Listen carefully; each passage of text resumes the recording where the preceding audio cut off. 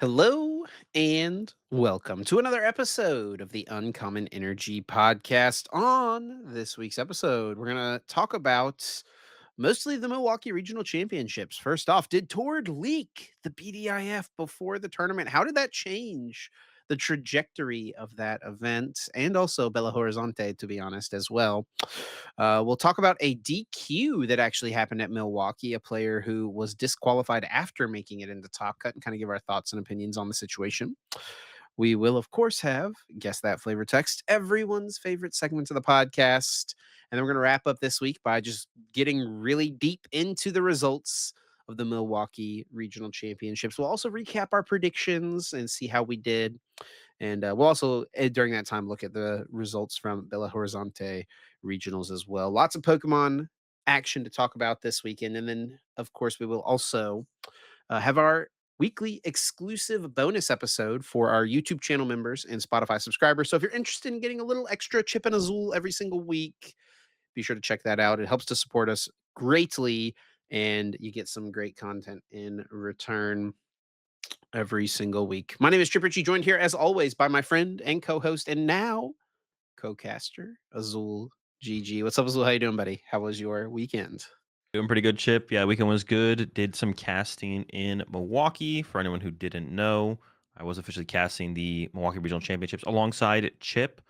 First official cast, so that was a ton of fun. Definitely was the first not the whole first day, but the first, we did like the opening segment in the lounge area, and then the first round was a little bit nervous, a little anxious, nothing crazy, but then also just like I was more so just like a lack of experience of like kind of being in the flow of that kind of environment. But I think I definitely got a lot better as the weekend progressed towards our final match, which was the top four match that we did. So yeah, little rocky to start, but nothing. It wasn't too bad, and then definitely got into better flow as the weekend progressed. And do appreciate. I mean, we did the announcement last week. I appreciate all the support from everyone in the community as well.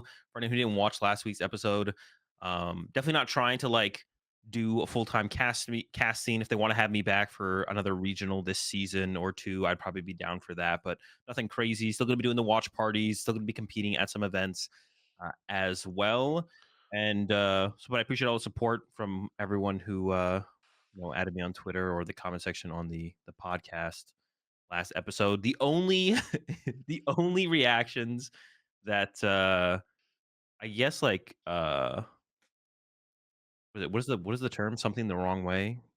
Tilted me the wrong way? Rubbed you the wrong way. Rubbed me the wrong way was people saying the reason TPCI hired me was to it's just such an absurd take. I don't understand how people genuinely came to that conclusion.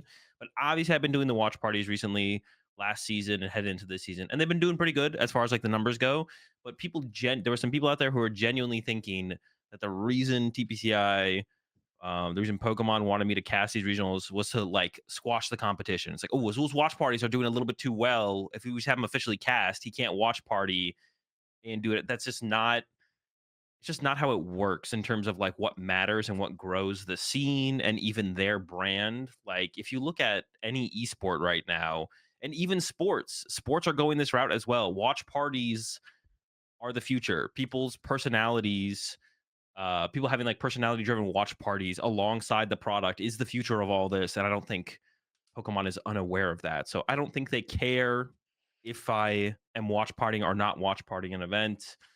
And I think it is just kind of mutually beneficial to have me be on the cast, and I also want to be on the cast. I think it's good for me to branch out in that way, in terms of my like career wise in the Pokemon TCG space. And on top of that, it's just kind of something I wanted to do. So that's the only thing. I just want to kind of like squash that narrative because it's just such an absurd opinion, absurd take to genuinely have. So that's it. But it was a ton of fun, Cats and Chip, with you this weekend. How'd you feel it went? I mean, it was fine. I'm ready for my good old buddy Sable House, though. So no, it was great, man. I had a good time casting with you for sure. I think we paired up very nicely. Is my camera frozen for you? Because I think it's it, frozen on the. I was gonna mention it's frozen for me. I don't know if it's frozen. You might just need to Hang reset it real on. fast. Just give it a little turn it on and turn it back off again. But my it looks like my audio is still getting tracked, so I don't know what happened here. But yeah, no, I think it went really well. I'm gonna try to fix this while I'm yapping. But Go ahead. yeah, I think it really, really went really well. I very much enjoyed having you on the desk alongside me. I mean, I think obviously we've been doing this podcast for like is it over 3 years now? Something like that. We've been doing it for a long time and we've been Yeah. friends for longer. So we've got pretty good chemistry. So it kind of all I think flowed pretty naturally together, even though it is like a different slash new environment, right? For us in that setting, right? But it I think went really, really well and enjoyed working alongside you. Your knowledge of the game is obviously very deep, and so that aids itself really well to the like color analysis style casting that you were doing, and you were great at it, man. Yeah, it was very very fun, and I hope everyone watching enjoyed as well. I hope we get to do it again. But yeah, definitely had a blast. Yeah, for sure. Yeah. Went smoothly at the end, like I said. And yeah, I felt you made it easy as well to go. I was talking to you a little bit about this before we started recording. Like you handled all like the transitional stuff about the cast, and that made it really easy for me to just talk about the game, what was going on. And yeah, I hope people enjoyed the commentary as well. For sure. Like I said, definitely want to try and do more of it in the future, but you'll still catch me on the watch parties. I do plan to compete at some tournaments this year as well. Actually, me and Chip were looking if registration was open for events in Europe coming up in the next couple of weeks. We're both honestly of It's all the pretty tournaments. unrealistic for me to go do any of that. I would Yeah, like to, but I do have 2 children at home. But, Azul, you go live your life, buddy. I'll yeah. be I was gonna rooting you say, on. of all the tournaments that I could have casted, this was maybe. I mean, I don't know if this is the worst of them, but I did have like a going into the tournament. I did have an itch. Like I said, building up to this tournament that I really liked the idea of playing Charizard, and I liked the where I was at with my thought process on Charizard going into the tournament. And I know you kind of felt similarly about Sarah Ledge going into this tournament. So if there was a Yeah. tournament to like play out of recent tournaments, this is one that I wish like I could have played in. Not I wouldn't have traded Cassid for playing, but it was an interesting watch partying and playing. I maybe would have tried to. Well, I guess I wasn't registered, but like if I could have registered last minute and went, I might have rolled up. Alright, I think we got the camera issue fixed. But, yes, actually I was telling people I don't remember if I said this on the podcast or not, but I was telling, like, all my friends and like, everyone before the event. This was the one tournament in as long as I can remember that I wish I was playing instead of casting. Like, literally for the first time, maybe ever, that I was like, I really had this, like, burning desire to have been playing in this tournament. Um, because I mean, and maybe it's because I spent a lot of time the last couple weeks playing on PTCG Live, had a deck I really liked. I really did like Sarah Ledge a lot. I had a list. My list was actually pretty similar to the one that Ross Cawthon played, to be honest, which was kind of funny to see. I guess there's not that much variance in a lot, or not. I shouldn't say variance. Not that much Difference.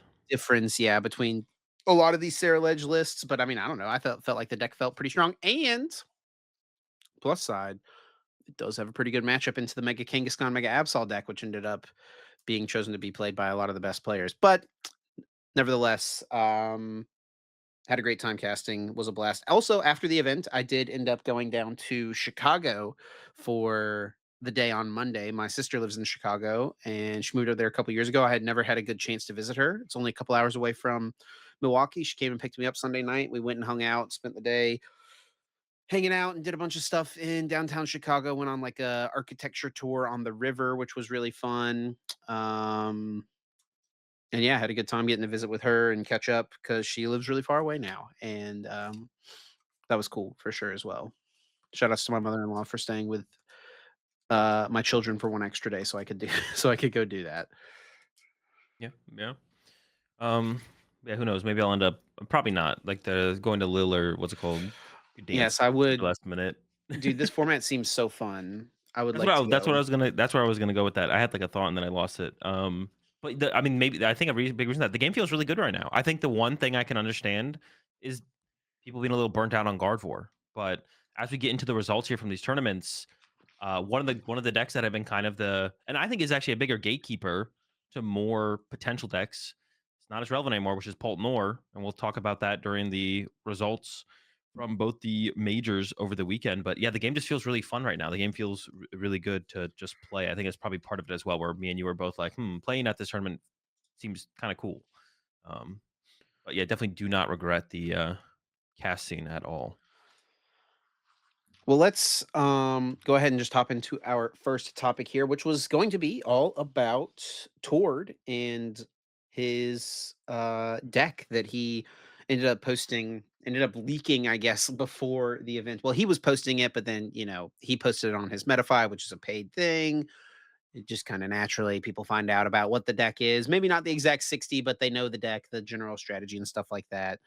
Literally, like hours after we recorded our episode, I started to see people posting stuff about it, like for the first time. So, because we did talk about this a little bit last week, but yeah, for the uninformed, toward last minute, tweeted that he decided he was going to Milwaukee. He had a deck that he needed to play, and then Needed. he released the Metafy group class about this deck, and it turns out it was Mega Absol, Mega Kangaskhan. He put the list out there. He also gave the list that he ended up playing at the tournament to a lot of really good players as well.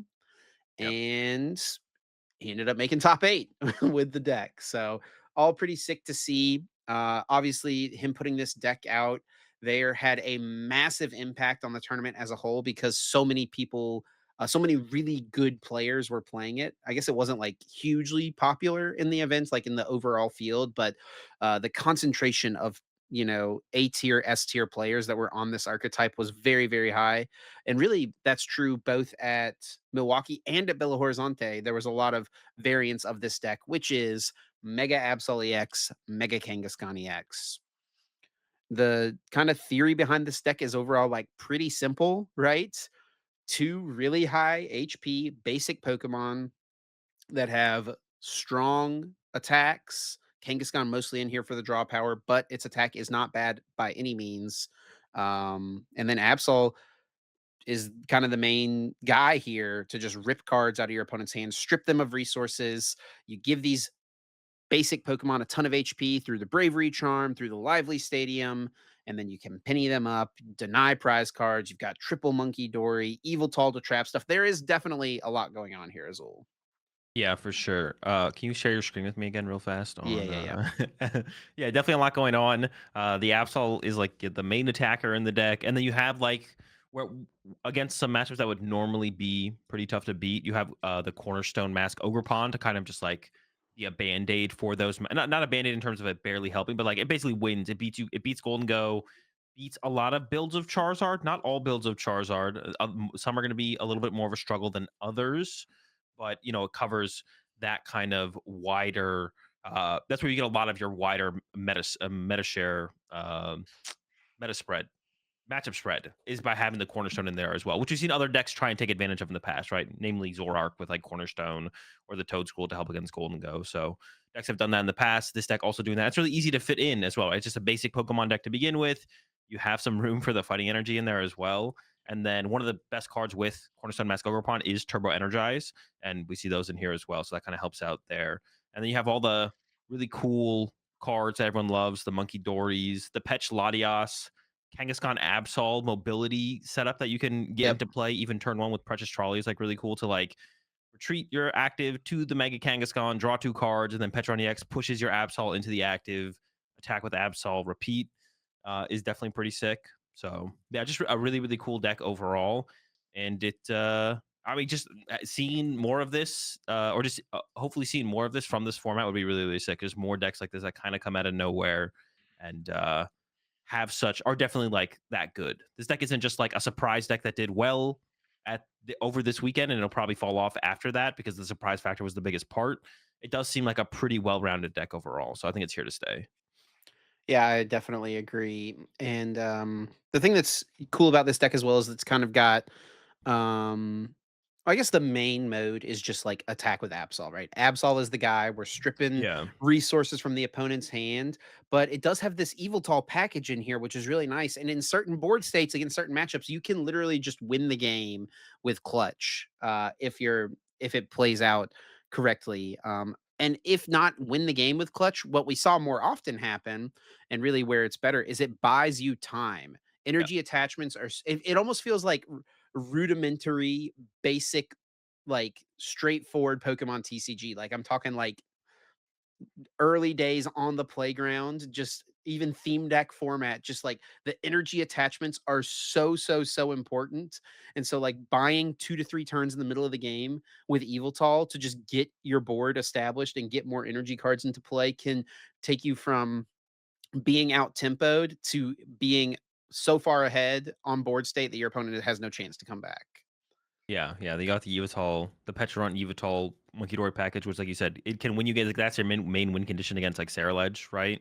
Is the eventual like literally decking out Ledge or through Pecharunt poisoning your Yveltal, then the Monkey Dory pushing that damage to their side, getting a prize at lead at some point through that.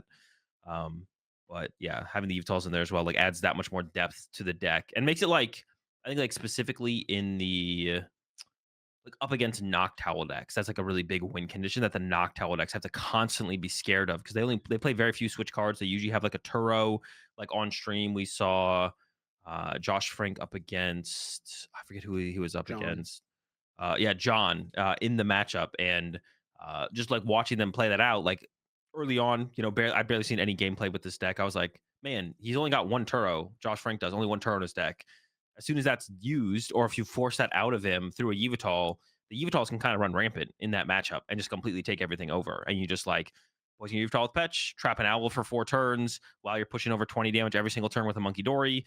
Bring up something else, trap that for a turn. If Pheasantipity has to come down, if Latias has to come down, like be really, really scary. And it's not how you have to win the matchup as this deck, but forcing your opponent to have to constantly respect Yveltal throughout the game, it's just like a really, really big advantage. So that like adds like a ton of depth to certain matchups as well. But overall, just like a really sick deck. And yeah, so many good players played it.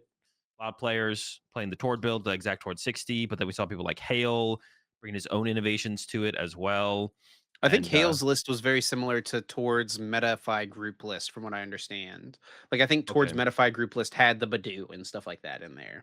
Oh, interesting, interesting. Yeah. I So could and be we'll wrong, but I feel like that's what I had heard. So yeah, we'll take a lot look at a lot more of the builds when we go through the results as well. But definitely had a massive impact on the tournaments, like you mentioned overall. And it is interesting to like think about if like other people knew about this deck without Tord making a big deal about it.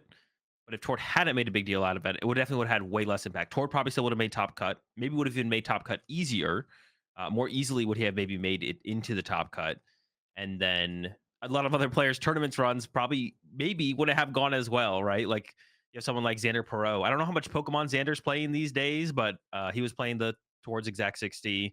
And I think was even like, in communication with Tor like at the event leading up to the event. So like he got top cut there. He could have got top cut with another deck, but I'm sure it helped out to have this powerful of an unknown factor for him there, right? So it is really interesting like how much of an impact Toward last minute showing up to a tournament and making a big deal about the deck that he's playing and then kind of putting the deck out there, right? Like he knew that the deck was going to leak, right? Like Tord when it wasn't like, oh my gosh, people leaked the deck from my Metafy group. That's crazy. Like obviously there's a little bit of a morality question if you're one of the people who leaked Tord's list from his Metafy group. There's like definitely something to say about that, but it was obviously going to happen. So the question just was how many people were going to check out their decks for this and how many people were going to pick it up and play it, and how many people could play it to a sufficient enough level that they would be able to top cut potentially alongside Tord. And there was quite a few overall for sure. So it definitely had a huge impact. And yeah, I can't even like remember the last time we saw something similar to this in terms of like maybe ever. This is like a new age thing almost, right? Like when was the last time we saw anything like even when like Henry Chow tweets about like a Metafy group leading up to a tournament of Gardevoir that he's probably going to play a very similar list or the exact 60 he puts in his Metafy group. Like I don't think it's had this kind of impact. Obviously Tord is Tord, so it's a little bit different, but I can't really think of like a good comparison to this in the past. yeah, I mean, the closest thing is like when one testing group would show up, like when your testing group back in like 2018, 2019 would show up to a tournament with like some kind of off the wall deck that nobody really knew what was up with, right? Yeah. And you guys would all end up in, all like 6 of you would be in the top 32 with like 3 of you in top 8, right? But this is like a grander scale because more people than just the like small Yeah. like Tord and a handful of other people had the deck, right? Exactly. Yeah, and that's why it's like a very interesting anomaly. And I like Tord could definitely have this kind of impact on future tournaments if he wants to or not.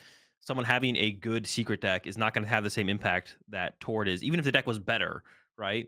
Tord tweeting out that It he's going to definitely a tournament last minute. It's a little bit different than pretty much any other player in the game. Yeah. Yeah, I was realizing whenever we were looking at stuff like, dude, Tord has 50,000 Twitter followers now. Like, that is Yeah. crazy. That is so big in the game. Yeah, it's pretty cool to see. Like the game growing to that level is sick.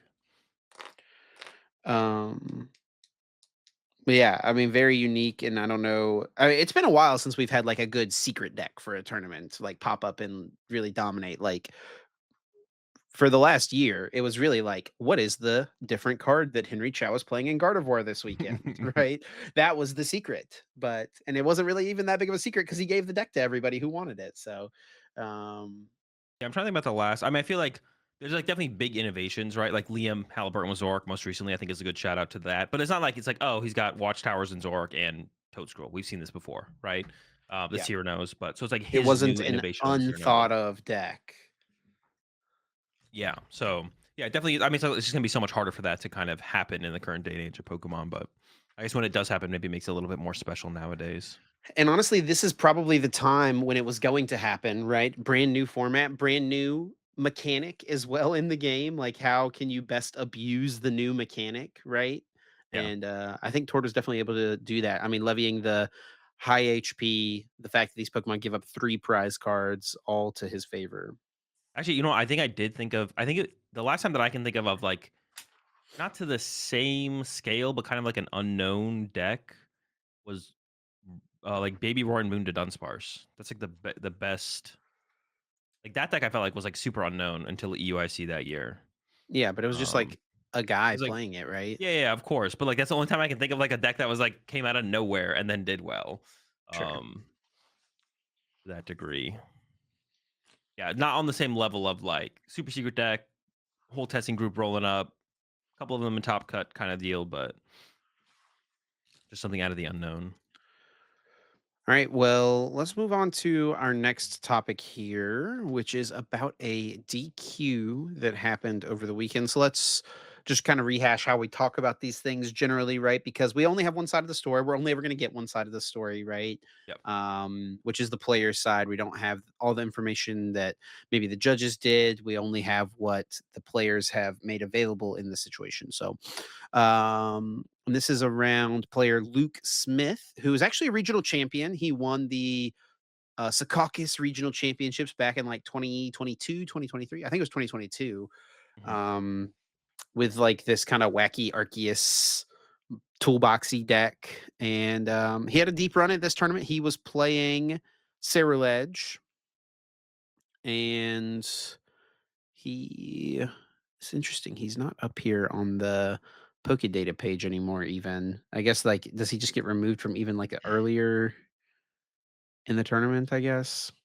But basically, he ID'd into cuts. He gets his deck taken for deck check. He was playing Ceruledge to the event, so there was going to be a Ceruledge player in cuts, and then he gets the news that he was unfortunately disqualified, and his brother tweeted out, um Luke was DQ'd. Will update soon. And then later on did give this statement.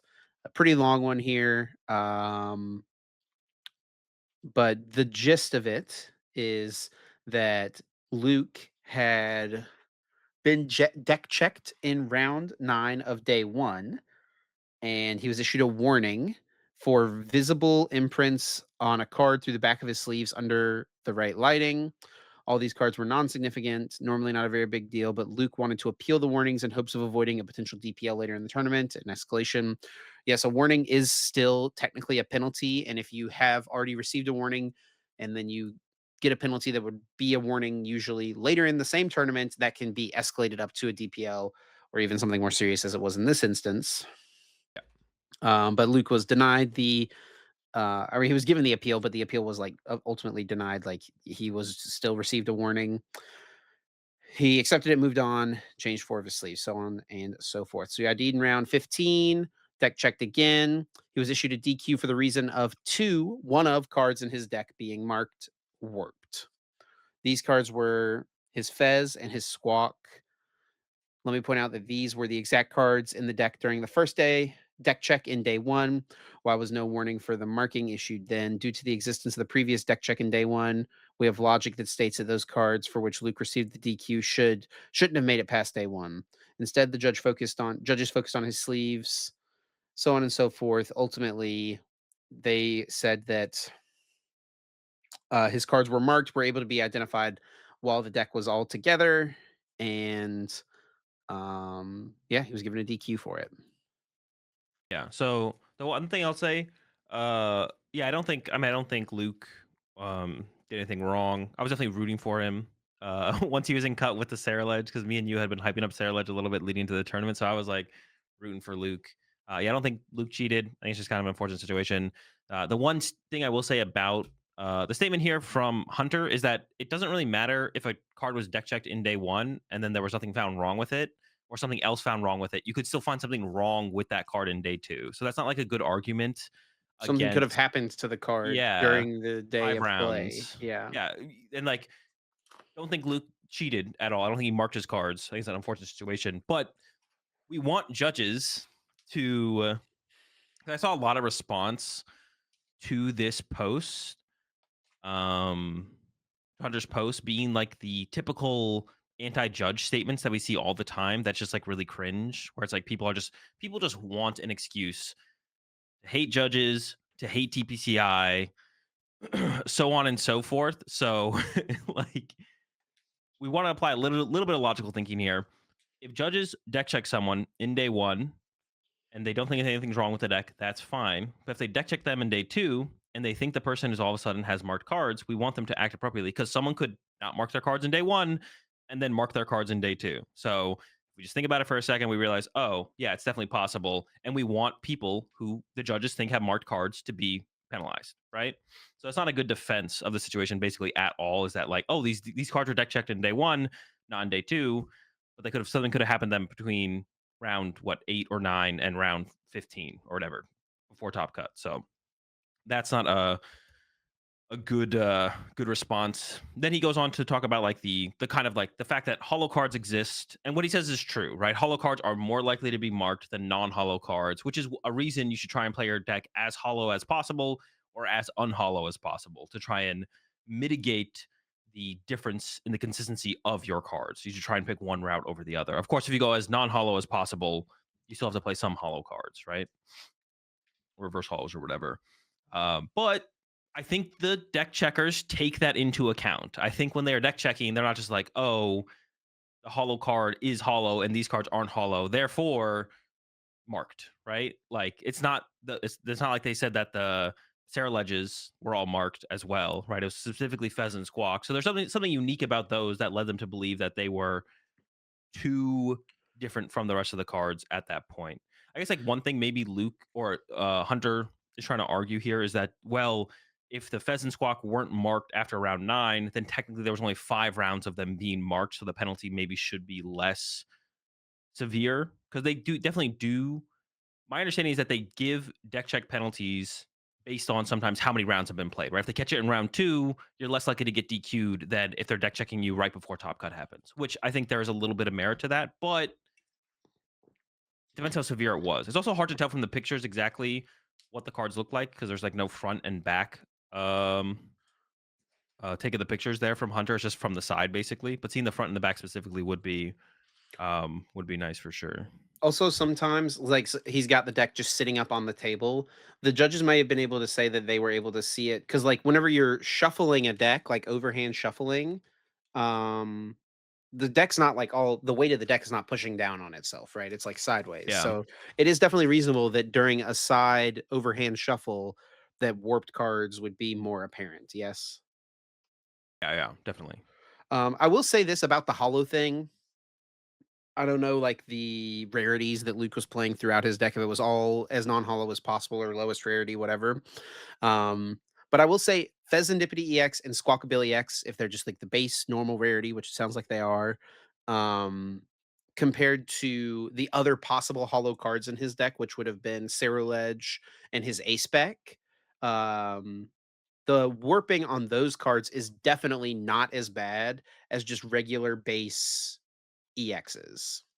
Um, which is interesting to note, but it's very true. The Terra Pokemon, which is what Cerulege is, it's a Terra Pokemon. They have like a thicker layer of hollow on them. It feels like compared to a regular EX, it's like the extra like texture layer Yeah. for the Terra effect. So they definitely do not warp as bad.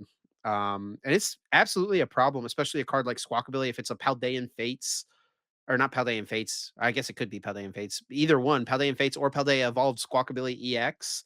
That card is 3 years old at this point. If he's been playing with it for 3 years, it's definitely reasonable that it's become more noticeably marked than something that he probably hasn't played with at all, a Cerulege EX or like the A spec, right? Yeah, definitely.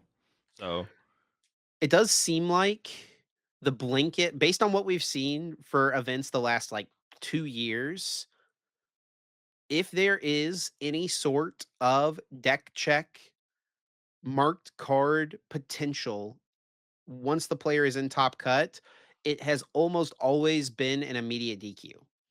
yeah, yeah. It has been that way for quite a while right now. It definitely feels like that. I think all the way back to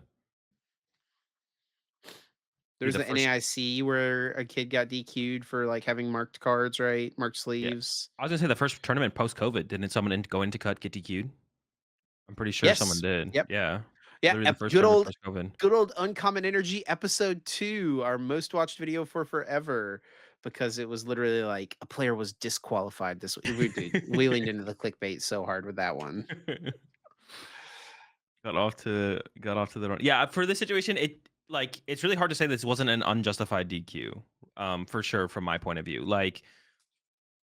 Um, I don't think Luke did anything intentional though. It's one of those things where it's like they think the cards are marked enough where they can't not DQ you for them based on the parameters that are like laid out in the rule book, like how they're supposed to handle these situations. So that's one thing you could argue against. You could argue this is too harsh, which is not. It's not too harsh that Luke got DQ'd. It's too harsh that the rules are the way that they are, and that's where you could have a good argument here. I think you could definitely argue that this is too harsh, and I think I would maybe be inclined to agree as well. But I think based on like what we've seen in the recent past in terms of when people are getting penalties and DQs. This seems to line up pretty well with all of that, and doesn't seem too far out of the norm. It's like the photos that Hunter, I like. I definitely appreciate Hunter trying to defend his brother and stuff here for sure. But basically, like from the photos that he's like shared with us as well, it's like you can never really tell enough from a photo, right? You have to really see the sleeves in person. So I just want to believe that the judges, did what they could best as they could by the book, and I think this is like, yeah, this does not seem like an unreasonable DQ. Like I said, I don't think Luke was cheating. I mean, we'd probably know that in time. If they think Luke was cheating, he's probably going to get banned, some kind of ban for sure. So that does seem to be the way that Pokemon handles these things. If they think you're actually cheating, you get banned. If you don't actually think you're cheating, they still have a line where they need to DQ you. There's still a point where they can be like, we don't think you're cheating, but this is bad enough where you have to be DQ'd at this point. So I think this is probably the point where we're at with what happened to Luke here. Definitely a bummer of a situation. Um, Yeah, I was excited to see a Sarah Ledge in the mix, to be honest, yeah, going into cut for sure. So I will say, to be honest, I think if you're going the all non-hollow cards route, I think those like base EXs, I feel like the full arts warp less than the base rarities. So actually might that not might be be wrong on something that. worth Yeah. looking into. But also at the same time, I low key wonder if the move would just be to have all like reverse hollows, like the cheapest hollow Yeah. version of cards, if that is like the optimal thing to do to avoid something like this happening, right? Yeah, and I think on top of that as well, though, another Or if thing you you can just always played a do. bunch of mixed hollow and unhollows, right, then it's like impossible to Yeah. track, which is Yeah. probably what most people do, honestly. That might be the route, to be honest. Of course, like also there is a point which I think is fair, and I think is kind of brought up a little bit here in Hunter's breakdown of it. Is there's a point where it's like, well, at the end of the day, we have to play some cards. So us getting penalized for cards that we're forced to play is kind of ridiculous at a certain point of getting penalized. I don't think we've reached that point. I don't think it's like you literally show up with a 60 card deck, and if a judge just kind of feels like it, they could easily get you to get DQ'd on that, like in that moment, if they just like look at the cards from the wrong angle. when they're deck checking you, you just get DQ'd. It doesn't matter how perfect your cards are, right? So it definitely is a point. I don't think we're very close to that line yet, though, where it's just like doesn't matter. You could have them all fresh pulled from the pack, but if a judge just sees them in the right lighting, you're getting DQ'd. We're not at that point yet for sure, but there Yeah, is and like an argument to that as well. It's like, what can I just not play any cards? Like, what am I supposed to do at this point when I show up to a tournament? worth noting too, I mean, Luke was not the only player in Top Cut whose only hollow cards are Pheasantipity, Squawkabilly, or like, specific EXs, Yeah. and Luke was the only one who was DQ'd, right? So not saying he cheated, but saying that maybe hit the warping on his specific cards was definitely more noticeable than maybe other players. Always make sure you look out for yourself as well. Like this is something I've been preaching recently. I check my sleeves and like I check like my deck. Like I count to make sure I have 60 cards and like check each card individually slightly in between every single round. So you can always do that. You can always protect yourself. It takes, a minute to do that. It doesn't even take that long. So do as much as you can to like protect yourself as a player, for sure. There's one more thing I was gonna say with that as DQs are well. never done lightly, for sure. So like Yeah. I'm sure that there was a thorough checking of like, hey, you come over here, look at this, shuffle this deck, tell me if you can pick out two cards. Multiple people probably had to do that and were able to do so, right? Yeah, bring over the head judge, get the head judge involved as well, or some like higher up level judge as well, for sure. But yeah, it's just an unfortunate situation overall. But as far as like it's I would there's an argument that you think the rules need to be changed, but I don't think there's with the information we have, there's not really a strong argument that Luke shouldn't have been DQ'd based on the rules. But if you think the rules are too harsh, then there's definitely something to be said about that for sure. There's like one more thing I was gonna say, but it's kind of like escaping me right now about something I was gonna say about like protecting yourself as a player. Check your sleeves, check your cards. I had like another one I was gonna put out there. Another good way to do it as well, I guess, like on top of that, now that this wasn't what I was gonna say, I can't remember what I was gonna say, but do it with a friend. Like you both sit down and hand each other your decks to try and remove a little bit of bias from it potentially. Is another good way to do it. So get that involved. And I know it seems like kind of like it's like you just want to like sit down and play Pokemon and not have to worry about stuff. Oh yeah, don't riffle shuffle. There's no reason to riffle shuffle. There's just a higher chance that you damage your cards and they get marked and then you get DQ'd. There's zero reason to riffle shuffle. Dude, it feels You so do good. you do have to do more mass shuffles than riffle shuffles to get to sufficiently random, but it takes the same amount of time roughly. Like to do 14 mass shuffles, in the time that it takes to do 7 riffle shuffles, like, you could do like 14 mass shuffles and you'll be fine. Just stop riffle shuffling. Like you just increase your odds of marking your hollow cards. Unless like your deck's all hollow, then honestly, riffling's probably fine. But if your deck is like half hollow, half not hollow, all you're doing is risking your odds of marking your hollow card. Just stop riffle shuffling. It's like you just like are doing this to yourself at this point. You you can't make me. Well, I mean, if you want to do it, that's fine. But everyone I else, don't play in enough tournaments to get DQ'd, to be honest. So I also don't make top cut to get DQ'd. So Mm, yeah, definitely kind of just a bummer of a situation. yeah, for sure. Well, let's move on to everyone's favorite segments. But before we do, let's not forget, we have to take a moment to thank the fantastic sponsor, Dragon Shield, for supporting us on the Uncommon Energy podcast. Dragon Shield, of course, makes some of the best card gaming and tabletop gaming products out there. We love them for the sleeves. The big new colors recently are the pastel duels of the Blossom and Gooseberry variety. They've also got the pomegranate and gold duels where the interior is gold, another really nice looking card. Be sure to check them out. And if you want to pick them up, you can use our code UEPOD. That's UEPOD. Get yourself 5% off. If you're looking for a specific color recommendation for the mats, which are both mine and Azul's overall favorites, can't really go wrong with just the classic black matte sleeves. Yeah, definitely. Shout out to Dragon Shield. Up next, we got Guess That Flavor Text. This week, I am going to pick a flavor text, read the flavor text, and then Chip has to try and guess which Pokemon and card the flavor text belongs to. If he gets it right, like I did a couple weeks ago, without using a flavor text, he will get 4 points like I did. But A for each lifeline. each lifeline he uses, he'll get one less point. The lifelines are what set the card is from, what stage the card is, and then read an attack name. Bro, the on the stream over the weekend, Juancho, the flavor text that Juancho picked were some of the hardest flavor texts I think I have ever heard. Like, They were pretty tough, yeah. those are some tough. I mean, you got quite a few of them, but still, I feel like those were some like there's a lengthy, W lengthy flavor text. There's a lot of words in them. I think we should have been doing it, like, as a collaborative mind working together as opposed to just Yeah, seeing how much we could get against Juancho. yeah, yeah, yeah, and, like, also because part of the fun of the game, I feel like, is the out loud discussion of the thought process, and if we're playing against each True. other, sitting right next to each other, we can't really do that, right? Definitely, definitely. That is a good But that was point. That fun. is a good Shout outs point. to Wancho for getting a little guess that flavor text on the, official broadcast. I don't know. I'm pretty sure the official term is definitely not flavor text, but we rolled with it, and that's fine. Yeah. Well, I think flavor text is just like a neutral term for Yeah. that. I think it comes from magic or something like that, I actually. mean, I think on Pokemon cards, they are just Pokédex entries. Yeah. All right. Are you ready for this week's flavor text chip?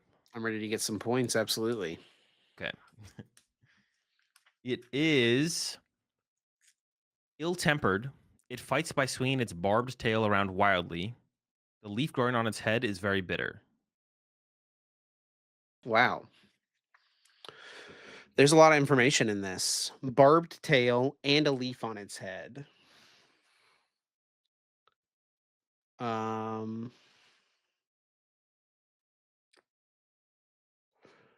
wow. Barbed tail, leaf on its head. Some of my first thoughts is like Torterra.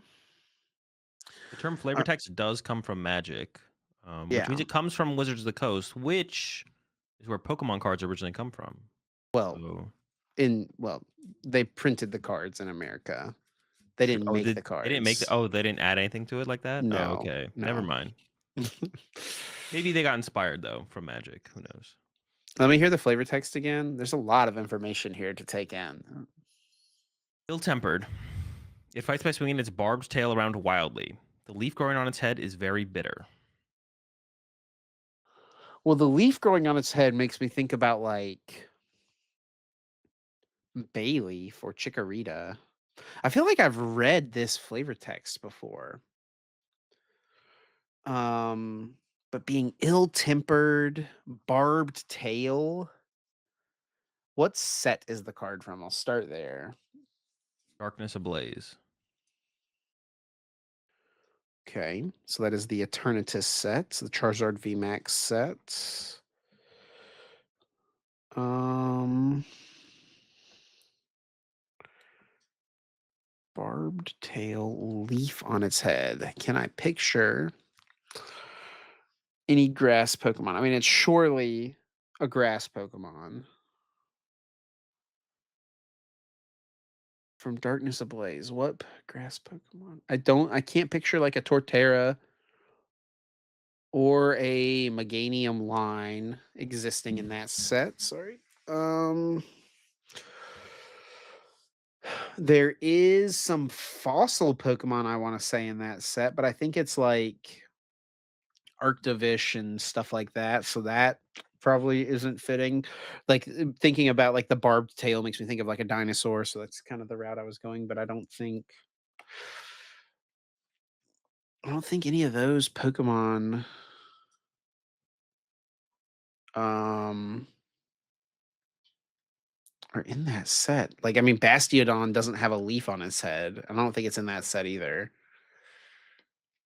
Let me hear an attack name, Azul. Attack name. Well, hang on, I gotta What? What? seed bomb. Okay, grass Pokemon for sure. It has a leaf Lock on its that in. head. Yeah, okay, thank you. Is it Quilladin? Is there a chestnut in Darkness Ablaze? Dude, I feel like Quilladin has been a flavor text Pokemon before. Mm. Does Quilladin have a leaf on his head? I can't picture a Quilladin from that set. What stage is the card, Azul? Let's just go all out here. It is a stage 1. I feel like he's got a little tiny little barbed tail. I just cannot picture that Pokemon in that set though. No, low key, I don't feel like there's been a Quilladin printed since like I feel like I remember seeing this. So there's not been one printed since like Breakthrough or something like since like the XY era. So it's not him. It's not Bayleaf. Who else has a leaf on their head? Gloom, stage 1. Oh, Weepinbell? Weepinbell doesn't have a barbed tail. Oh, there is a Weepinbell in that set though. I think that's the set that the one that like paralyzes and poisons and stuff. I don't think its attack's name is Seed Bomb though. It also doesn't have a barbed tail, so it's not. Is it? It's not Maractus. It's a basic, dude. I am struggling here. Leaf on its head. Barbed tail. Is it?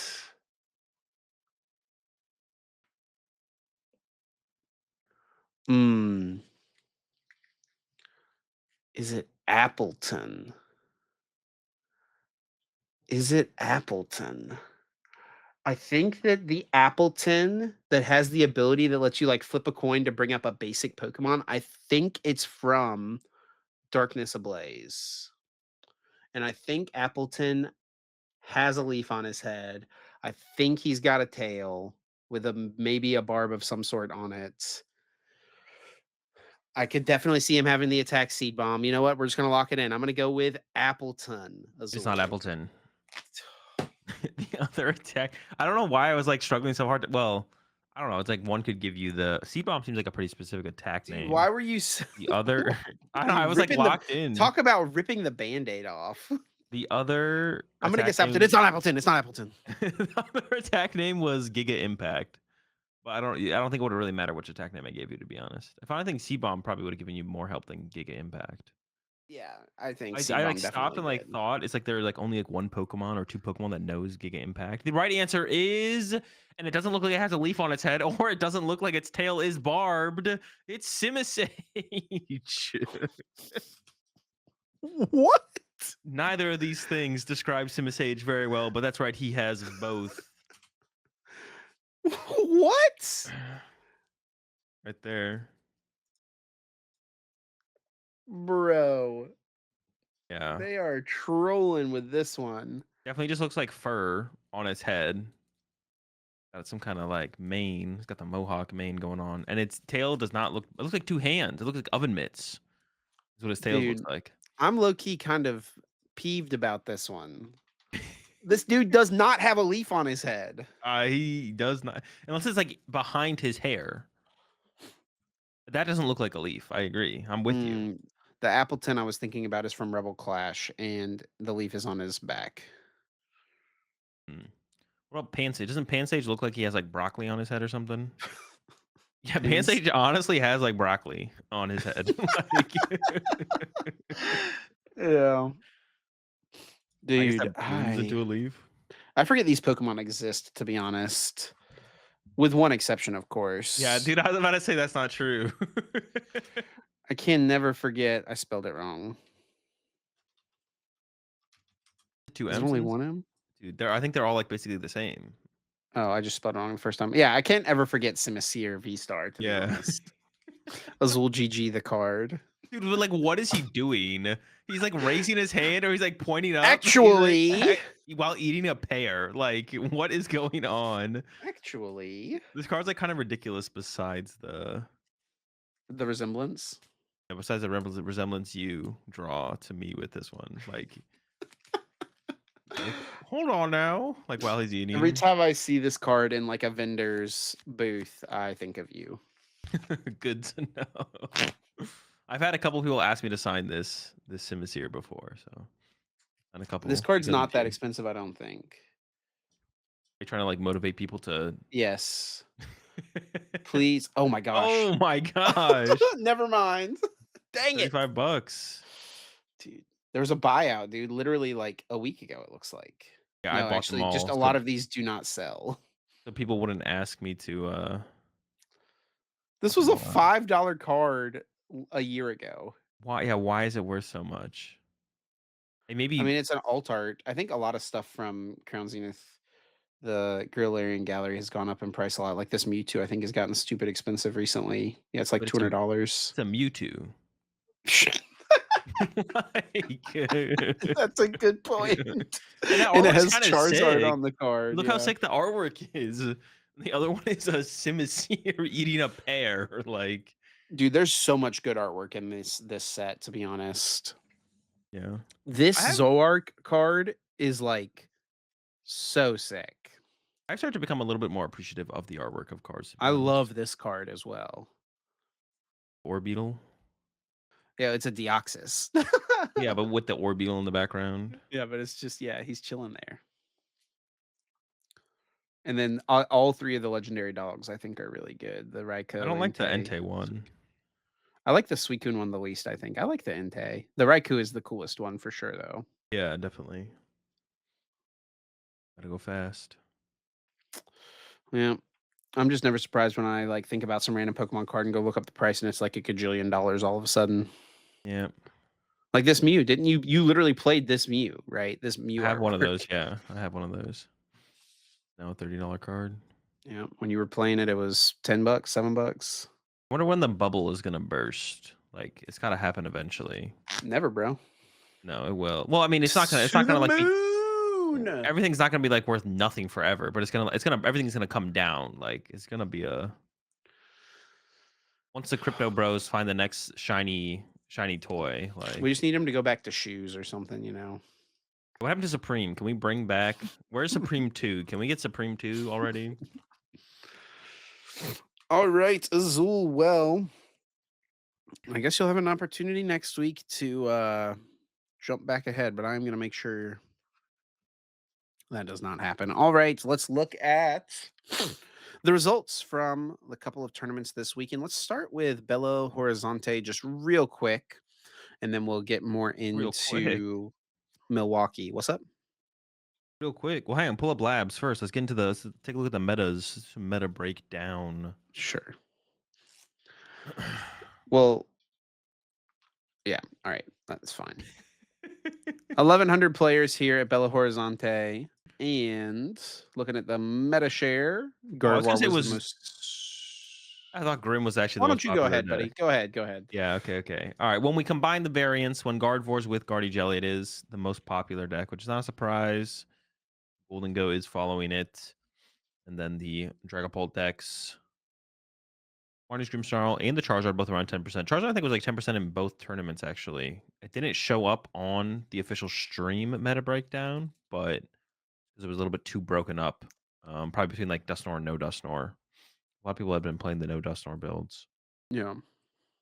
I think the biggest thing to take a look at here is Mega Absol's boxes percentage at 3%. And then let's take a look at the conversion rate.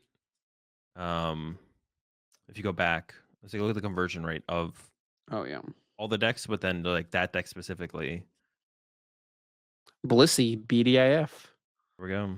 But there it is, 72%. Jeez. Now it isn't like it is only there wasn't it was only 3% of the metagame.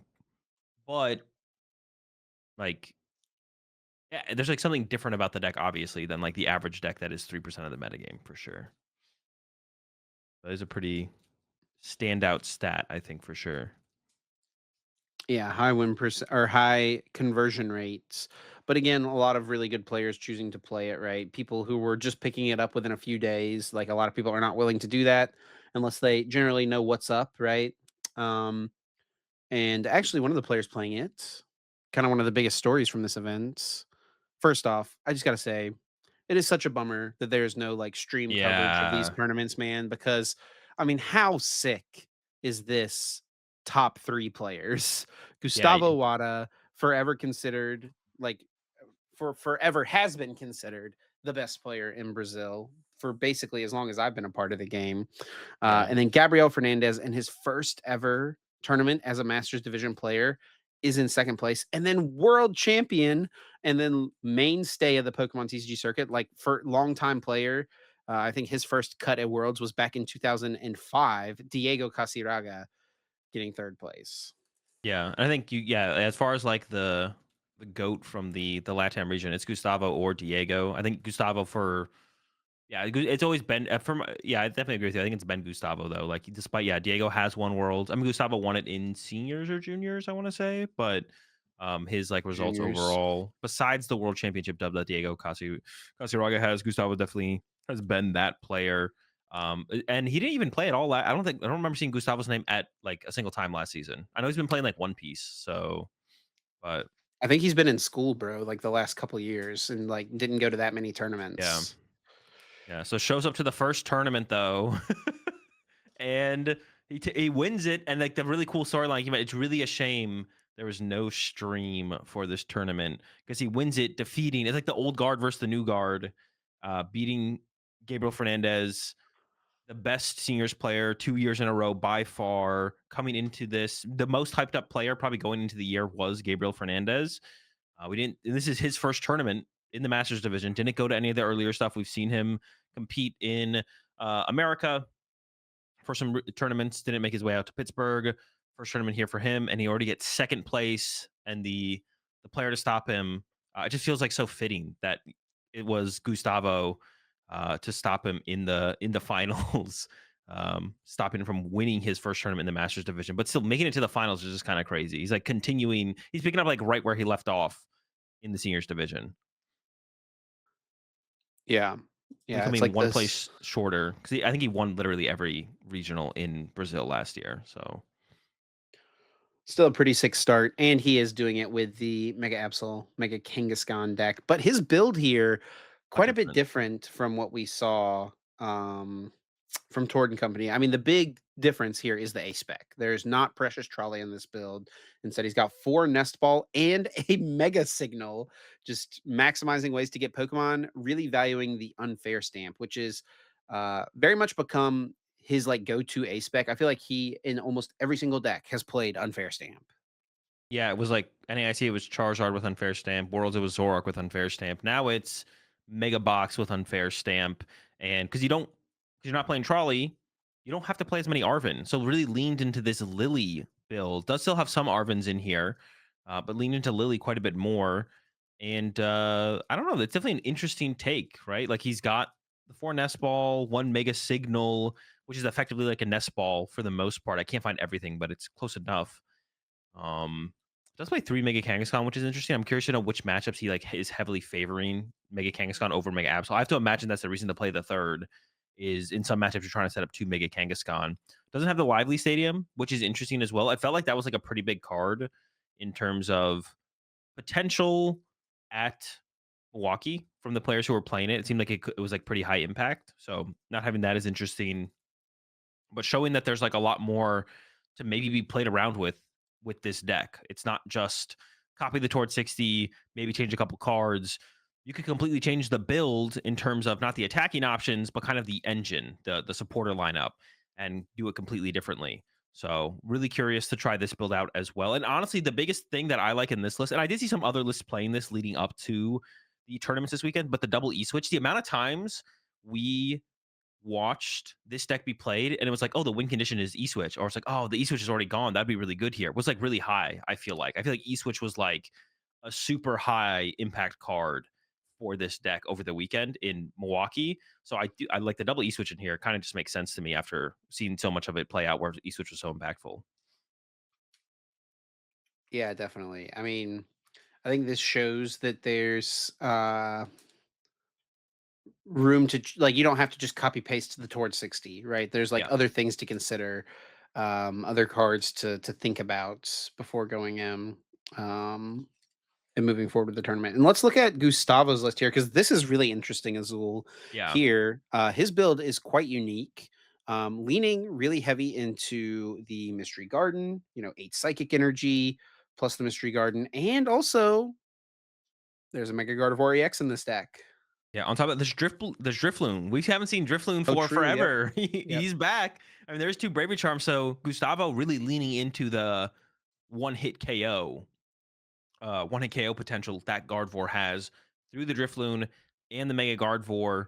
And I have to imagine this build of Guardy probably lines up pretty well into the Absol deck that Gabriel Fernandez was playing. I actually put out a tweet before the cast earlier today where I was like, because everything that I saw on my timeline, it made me it seemed to it seems like people think that the Absol deck is favored against Gardevoir, which I truly don't know if it is one way or another.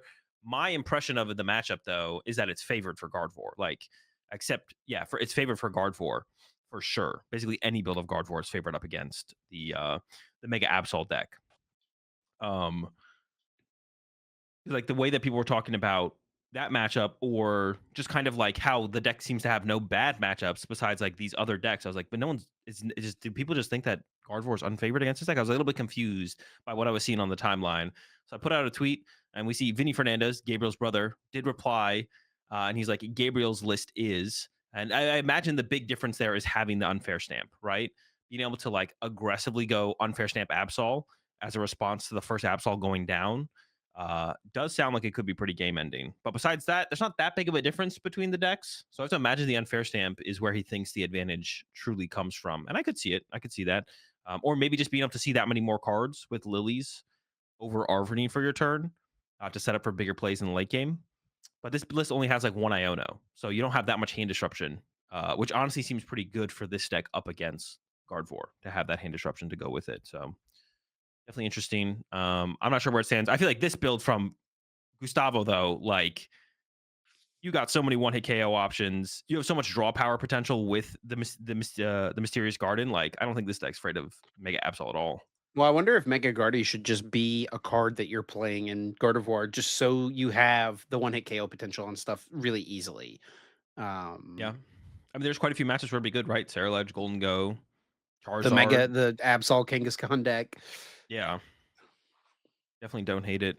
And it like obviously it like you can set it up preemptively, unlike the Drifloon. It's harder to set up the Drifloon preemptively. Like if you attack with Drifloon with a Bravery Charm, you could also have a Gardevoir, Mega Gardevoir on your bench ready to go to follow up, which is cool. So I really, yeah, this build of from Gustavo, definitely something different, something cool that we're not seeing other people do right now with Gardevoir. Trying to utilize the new cards as much as possible, has all of them in here.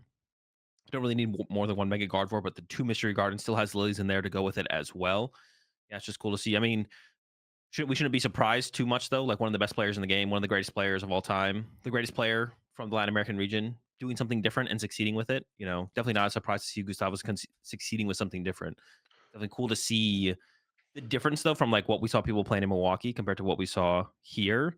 And then that always just makes me, whenever I see these innovations come out of different regions and people doing stuff differently, the great players from each region doing something differently, it makes me that much more excited for Europe's first tournament in this format. Like, what have the rest of the Europeans come up with? Probably just Dragapult, Dusknoir. That's probably No, all they're going no, to no, play. no, no, But no. what do you It's got?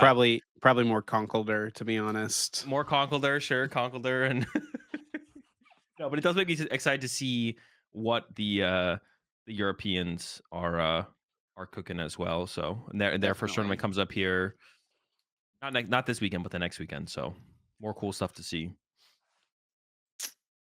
And how about this from Diego as well, Yeah, playing Joltik Box. It's almost like he forgot a new set came out. a little bit, yeah, and it is definitely a different list. I don't think I've ever seen Brock scouting in Joltik box. I definitely don't dislike it. Oh no, I was gonna Um, say I was like, I've never seen oh, this card before. He did know the new set came out. There's a new Magnemite, 70 HP. It's a tank mite. we do have access to the tank might now. Yeah, he's got the Magneton line in there, which you don't see very often in the Joltik box. So yeah, Diego bringing the Joltik box, succeeding with it. Definitely would not have guessed to see Joltik box in top cut. Maybe if we'd seen like a Joltik Golden Go, I wouldn't have been like super surprised, but interesting. Interesting interesting to see Clefairy in here too, because I feel like a lot of the like straight Joltik box decks like had moved away from Lily's Clefairy. Yeah, and also I guess with that as well, the Liz Clefairy though is nice against the Raging Bolt matchup, but that matchup is like so bad. Is it even worth considering teching for? But we did see quite a few players abandon or seemingly abandon the Poltnor matchup, which I think was a pretty good read on the weekend. So it is interesting to see Diego stick with the Clefairy for that reason. Because you look at this top cut, no, where's the highest placing Poltnor actually? How far do we have to go? We gotta go, brother. Ooh, 37th place, sheesh. Francisco. Yeah, nothing crazy there. Lily build, but yeah, we did that. Is something that we saw a little bit was people kind of just giving up on it. We saw most of the Absol players playing the Psyduck, so they had that in their back pocket for that matchup. But I think one of the other interesting things from this top cut. So, I mean, obviously, like, there's the big story around the Absol Mega Kangaskhan deck, and if you look at this top 32 as well, dude, look at how many Absol Mega Kangaskhan's there are here in yeah, there's a Brazil. lot.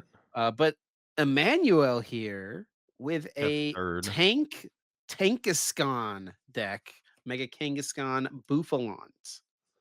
Yeah, this is a it's a cool deck. I don't know. Yeah, it has like the cornerstone in there, so doing the same thing as having the cornerstone as an out for some of your matchups. Only two Kangaskhans in the deck as well. So attacking with one, maybe two. You got the Ursaluna for a Lakium attacker as well. And honestly, Ursaluna still gonna be pretty tanky, right? Put a Bravery Charm on it. Got the Bouffalons in play. Looking at an effective 300. Dude, oh my gosh, that's gross. So much HP Yeah. on these Pokemon. Maybe that's the plan to go like Kangaskhan, Ursaluna, Ursaluna. That way you don't just give up back to back Kangaskhan's. Maybe that's like the better prize Kangaskhan, trade. Ursaluna, Kangaskhan. It'd be tough to get that second Kangaskhan setup because the Ursaluna would already need 2 energy Right. to attack But and for there's follow up, 4 but Crispin in this deck. that's true. There is the 4 Crispin in here, so I guess you could make it work. Yeah, really cool build here, to be honest. And this is like a deck I hadn't seen very many people experiment with, and was a deck that I wanted to try out at some point myself, but now it's gonna be made easy for me. I'm just gonna copy, the 60 here from Emmanuel and try it out because this looks, pretty clean to me.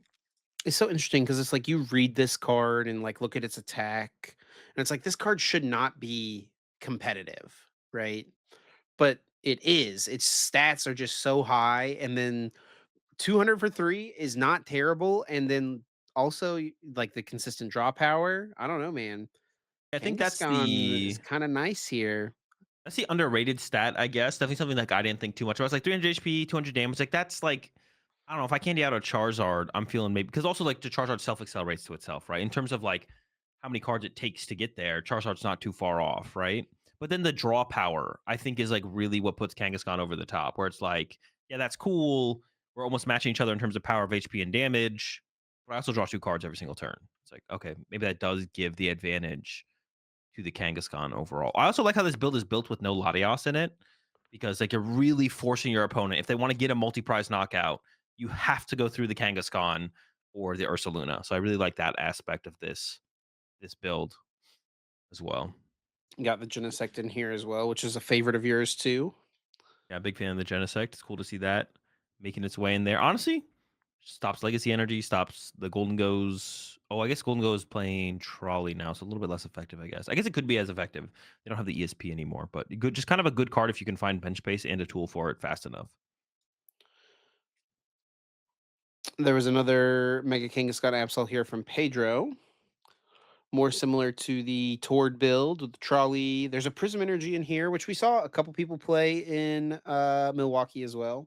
Yeah, the double E switch in there as well. Yeah, so nothing. Oh, Palpad. That's actually a card. I don't think I saw anyone else playing was the Palpad.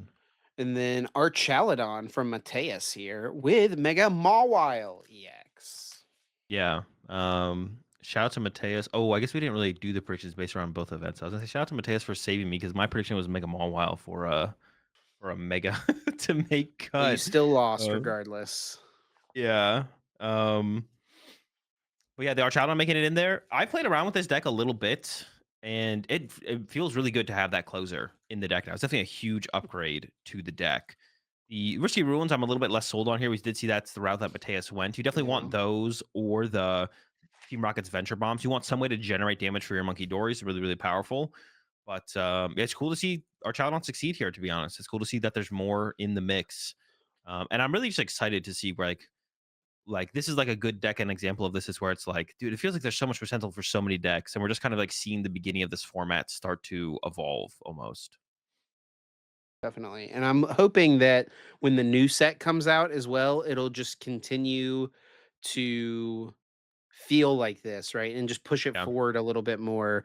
It's something we've been missing. I was talking to someone recently and was like, when is the last time that a new set came out and then the BDIF changed? Yeah, It it's was been a like while. Like, it's been Gardevoir for a really long Twilight it is still Masquerade, dude. yeah. Whatever.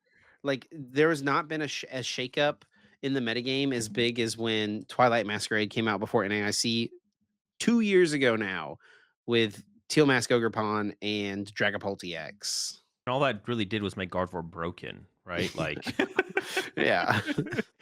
which is funny to think about. But yeah, I mean, definitely. but like And Gardevoir is still like the best deck right now, but I think in my opinion the bigger problem has always been Poltnor. Badoo and what Dusknoir can do is like super oppressive. Gardevoir does not Gardevoir like mostly just draws one prize card a turn or takes one KO a turn, right? It's not on the same level as Poltnor in my opinion. So with Poltnor kind of being isolated and kind of being pushed out of the metagame, which is what it feels like, I think that is what's going to give some room for people to be like, oh, I can play Charizard now and stuff like that. And that's honestly, it's kind of thanks to Psyduck. Psyduck is actually doing what it was meant to do, and it's kind of having that impact on the format. and rounding out top cut here, Bruno played Cyriledge. Yeah, the Sarah Legend here. I like to see the Drillbur. I'm a big Drillbur fan. I'm kind of Um, I kind of hate to see the drill burr personally. what? Why? I just don't think it's necessary at all. If you could play two ace specs, would you? I would not play. I think if I could, I would not play Brilliant Blender as the second one. What? No, but if you had to, like, if you had to play a Brilliant Blender, you'd play it, right? Yeah, I mean, sure, but I think Okay, there we that the go. matchups in theory that the Drillbur is really good against the high HP stage 2 Pokemon, right? That's like what you want it for to be able to get Yep. there. It's Dragapult and Grimmsnarl, and I think Charizard. this little guy I'll give you the Charizard matchup, sure. But I Yep. think this little guy is a liability in those other two matchups, like big time. It's just Well, a to free prize for your opponent pretty I much wouldn't whenever they want it.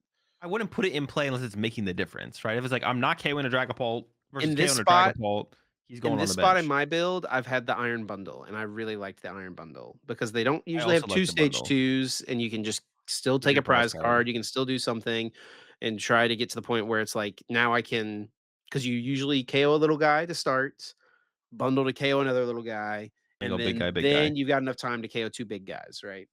Yeah, definitely, definitely. I play both those in my build though, so I can do it all. We KO the big guys and the little guys when we can't KO the big guys. We get it all done. Another thing as well, I do think I was playing 3 Jet Energy before, um, Milwaukee. I think now you gotta play 4 Jet in Might Cerulege, to need be it. honest. Yeah. If you want to, if people switch, depends on how Yveltal heavy the Absol decks become, right? Because we saw Gabriel was actually playing no Yveltal in his build. That was actually another standout point from his build compared to other people's builds. No Yveltal. We saw the list there from Pedro was playing one, and then but the list from Tord was playing two, right? So it's like, where do people go from here? Honestly, Yveltal doesn't seem like that ridiculously powerful. It's a really strong option. Playing not playing one, the card seems so good. Not playing one seems kind of from like Gabriel seems kind of weird. Like it seems like it's so good, you might as well play one. Two, I could definitely see being overkill though, for sure. Definitely see that. And as we go down here, I mean, it's a lot of the Mega Kangaskhan Absol deck.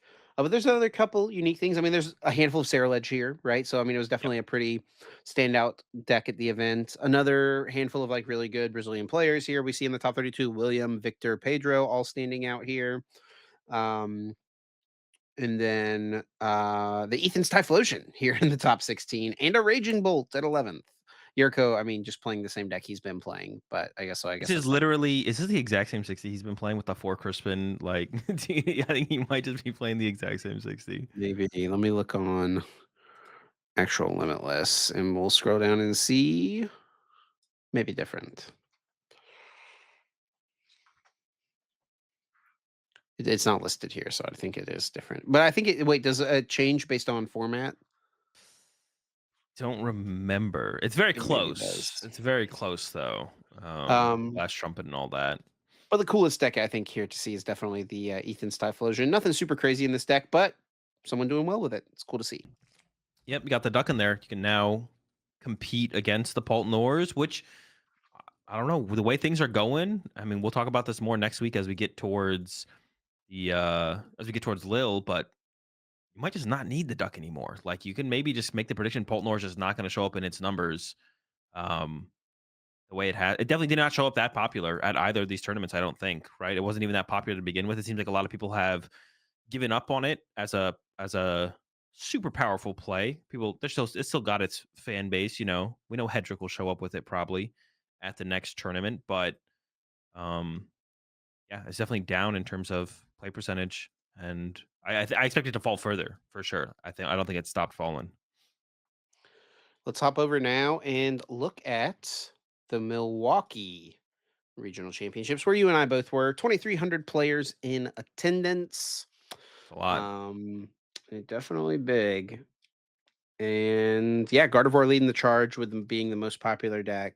Pretty interesting to see, whenever you turn off the variant grouping, right? Just how many different ways to play these decks there are that make a Yeah, big enough difference.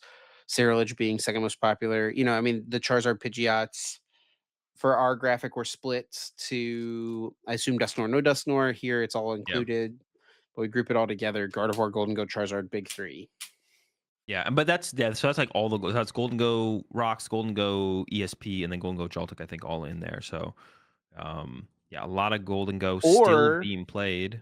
Golden Go, Mega Lucario. Of course, yeah, of course. Golden Go Mega Lucario. And what does the Lucario solve again? It's the Cornerstone. Cornerstone. Yeah, I actually like this edition from Austin. That's a pretty because you need something. You're not beating these designated Cornerstone decks, and that might be enough. Just I having the Lucario there. I totally agree, to be honest. I think this deck is really, really cool. So shout outs to Austin for something cool. Also with the Premium Power Pro for 1 energy, you one hit KO a Mega Kangaskhan. That's not bad. Yeah, it's pretty good to have that right now. That also KOs the Absol if they don't have the Bravery Charm or whatever. But you can always do that with Golden Go anyways. Their only real win condition is Well, I just mean with the the first attack for the Mega Kangaskhan oh as sure, well. yeah. With the Aura Jab. Yeah, that is Yep. true. Because their only real win condition is the Cornerstone. So if you can get through those, which Lucario definitely does, it just kind of comes down to if they can catch a Riolu before it becomes a Mega Lucario. But it's hard for them to do that. Because although I guess it could be hard for you to find your Mega Lucario with this deck. No Ultra Ball. I Yeah. see here. Oh, there is also only 2 Cypher Maniac as well. Yeah. If I I could would make it. if you're gonna play this Moon Forward, put an Ultra Ball in here. If you're gonna play the Mega Lucario, because the Absol deck plays a lot of boss. They can hunt down that Riolu pretty aggressively. Yeah. Cut an Ultra Ball, cut a Gong, get an Ultra Ball, or cut a Nest Ball, cut a Gong, get an Ultra Ball in here. Find that Mega Lucario. Well, Austin only played against one Mega Absol and he lost to it. Couldn't find the Mega Lucario. Probably not. Probably not. Yeah, I wonder what happened here in this game against Tail. That's kind of an interesting one.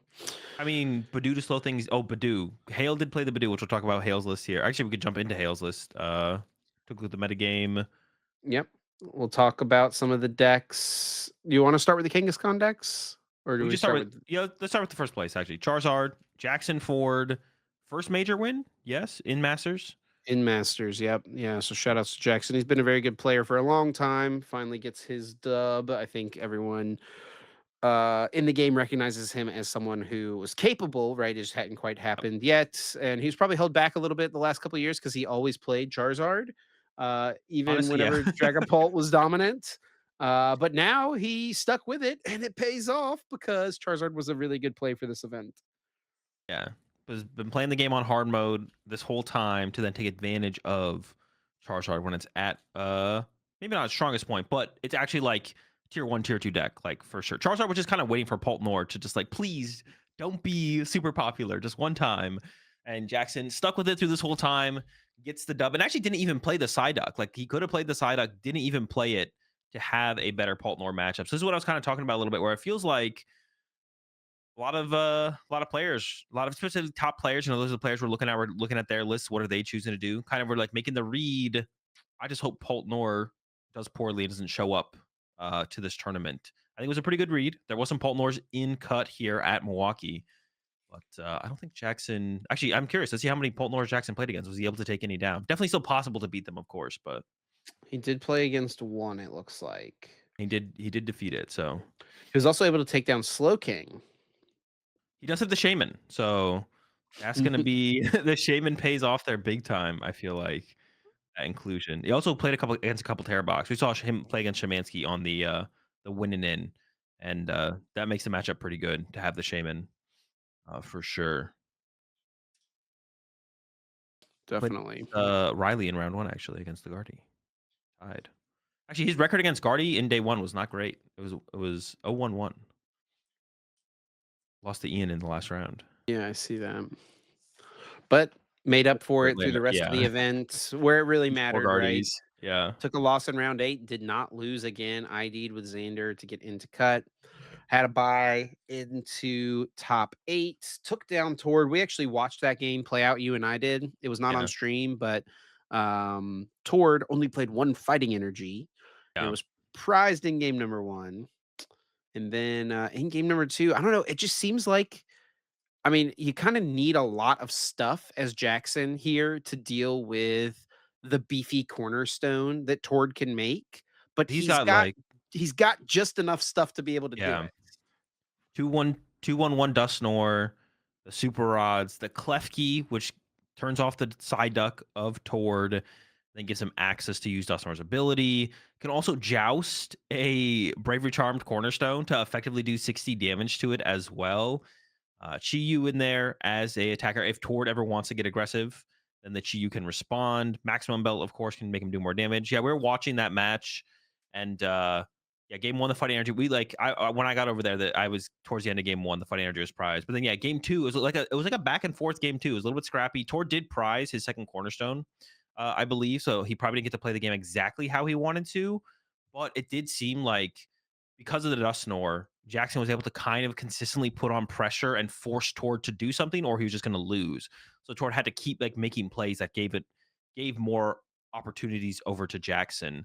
And it was kind of funny, dude. We saw it so much, but like in game 2, Tord like opened the raw trolley in the hand. We saw that so much throughout the weekend, though. The Mega Absol players just opening trolley going first, or even going second. They would open it sometimes too. They would just have trolley in their opening hand. It was definitely an above average percentage of on stream trolley starts in the opening hand. It was absolutely absurd. There is one big question I have here with Jackson's list, and if he's listening, Jackson, I'd love to hear your answer to this. Oh, the bird. Why is there the 90 HP Pidgeotto? And I hope it's not the reason I think it is, but I think it's the reason I think it is, and it's because Jackson plays max rarity. He's a max rarity gamer, and this Pidgeotto has a full art version and the other one does not. I hope that's not the reason, but I kinda think that might be the reason. I don't know. Maybe there's a good reason to have the extra I think HP, it but I feel like the free retreat option on the 80 HP one is probably a little better. That's how I would feel as well, because I have gotten like when I play games with a Pidgeot deck, the ADHP free retreat does come up a decent amount, where you like open a Pidgey and the next turn evolve it to the evolution, then retreat it. But I have to imagine it's for TM Devo. Like that's like has to be that extra 10 HP, making them work 10 damage harder, outvalues how often you actually need to retreat the Pidgeotto. I don't think we're wing attacking for 40 in a relevant scenario ever. Um, yeah. But overall, really cool build of Charizard. I have to imagine that he got some inspiration from the build that did make top cut over in Champions League, from the player from Hong Kong, because they had the Jet Energy, the Tatsugiri, Klefki, stuff like that. Um, but really cool to see Charizard, you know, get the dub. It's cool to see Charizard back on the map. I'm excited to see it be around for a little bit longer. Honestly, just the metagame in general, the format. We see like the Archaludon making cut as well over in Belo Horizonte. The game just feels really good to play right now. Now that Poltnor is less good, hopefully it just becomes less played because it's still an annoying deck to play against. Well, now we'll look at the second place list here from Aban Ahmed, who may be on one of the greatest runs in the history of the game. He won the Monterey Regional Championships to start the season. He got second place in Pittsburgh, losing to a dark deck, and then gets second place here.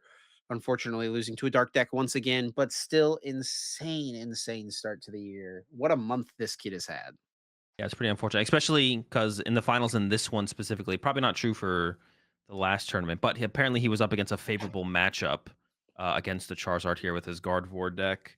How much validity there is to that, I don't No, no, know, dude. but Chow said that Zoro was favored too. He says they're all oh, favored. really? Oh, I didn't know Yes. about what was Zoro favorite for this deck or for the Jelly deck? I don't know, but did you see his tweet today?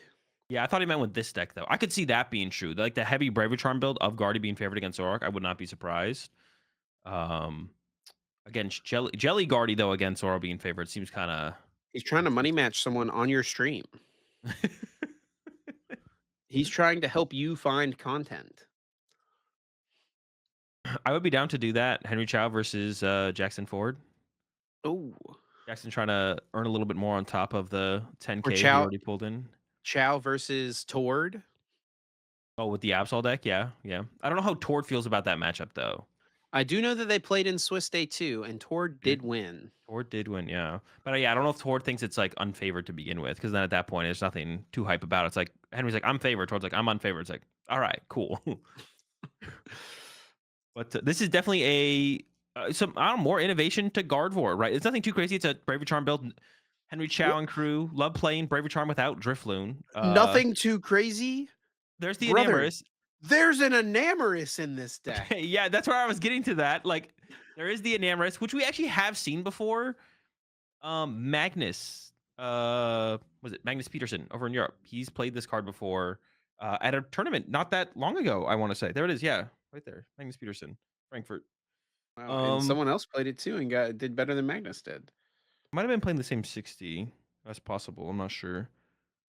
Oh, just some Enamorous gamers over in Europe, I guess. Bro, people played this card in Pittsburgh too. What the heck? People been Enamorous gaming. How Defiance banned. what the heck? Helped Enamorous hit for 230 damage. 260 KO Golden Go with one guy set up, Insane one technology. monkey. But yeah, I mean, the big callouts I think for sure from a Bonds list here are definitely Henry's list. I don't know what percentage, who is I given think what actually a percent. bond. I think Henry gets. I saw a Bond's tweet. Henry gets 66%, and actually Grant Shen gets 23%. I believe is what I Ooh. saw. The percent breakdown was so. For Shout those who out don't know, to it's become some G big Shen. running joke about them trying to like I don't even know if it's a joke. I think it's actually genuine of them arguing to try to figure out what percentage of the deck belongs to who, like who contributed what percent. Uh and yeah, I don't know whoever contributed an Amorous, I think they get 100% to be honest. But yeah, an Amorous Yeah. plus Turbo Energize, I think is kind of the big thing here. Yeah, and then also the lack of TM Evo, which is like I was mentioning, like it feels like some players did give up on the Poltnor matchup with their deck, and I feel like that. Like I don't think this build of Guardy is favored against Poltnor without Team Evolution. I don't understand how you'd ever beat them consistently, unless maybe just getting the energy in play, like you get some Ralts on your bench, and then you also turbo energize some energy into play. Maybe that is enough to overwhelm Poltnor or keep up with them. I would assume not. I would assume you're probably unfavored against Dragapult Dusknor with this build of a guard four. Similarly, honestly, with Gustavo's as well. Gustavo had no TM Evo in his build either. It was just candies. He did have two Curlia. We saw for a bond specifically. The reason he only plays one Curlia is because he always draws into it, so he doesn't need a second Curlia like Gustavo does because he always has it in his hand. But uh, Insane. yeah, the lack of TM Evo, I feel like people are just giving up on Poltnor. They're like, all right, it's fine. The deck's way worse. People got their ducks. It's time that I can kind of become a more aggressive deck, which is what these Guardy builds are, right? With the Turbo Energize and the heavier rare candy counts. So yeah, definitely a really cool build. Also, a little bit of respect in this build with the Turo. I don't know if we saw Gustavo have the Turo, but respecting the Yivitals to slow things down and just kind of. And we actually saw Abon use that against Hale, I believe. Use the Turo for that exact scenario. Yeah, it Gustavo did not definitely have the felt Turo. like it came up for sure.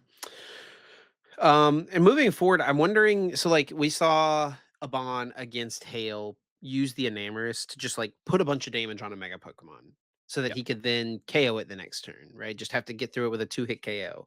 I wonder if moving forward, something like this is going to be the move, or will pivoting to something like the Mega Gardevoir to give you that one-hit KO potential is that stronger? Which one? Yeah, or just put a Drifloon in here and then one hit KO them with a one prize Pokemon. Maybe Gustavo's just ahead of everyone. It's like, what are we doing, guys? We're punching with Enamoruses, and like he's just like, put a Drifloon in your deck, bro. What are we doing? Gustavo comes back to the game. It's like, all these players suck, bro. This guy literally one hit KOs everything. What is going on? Simple. Yeah, He's like, they know why complicate Megas. it? He's like, they know Megas got printed right. That's a 3 prize Pokemon with over 300 HP. Play a Drifloon.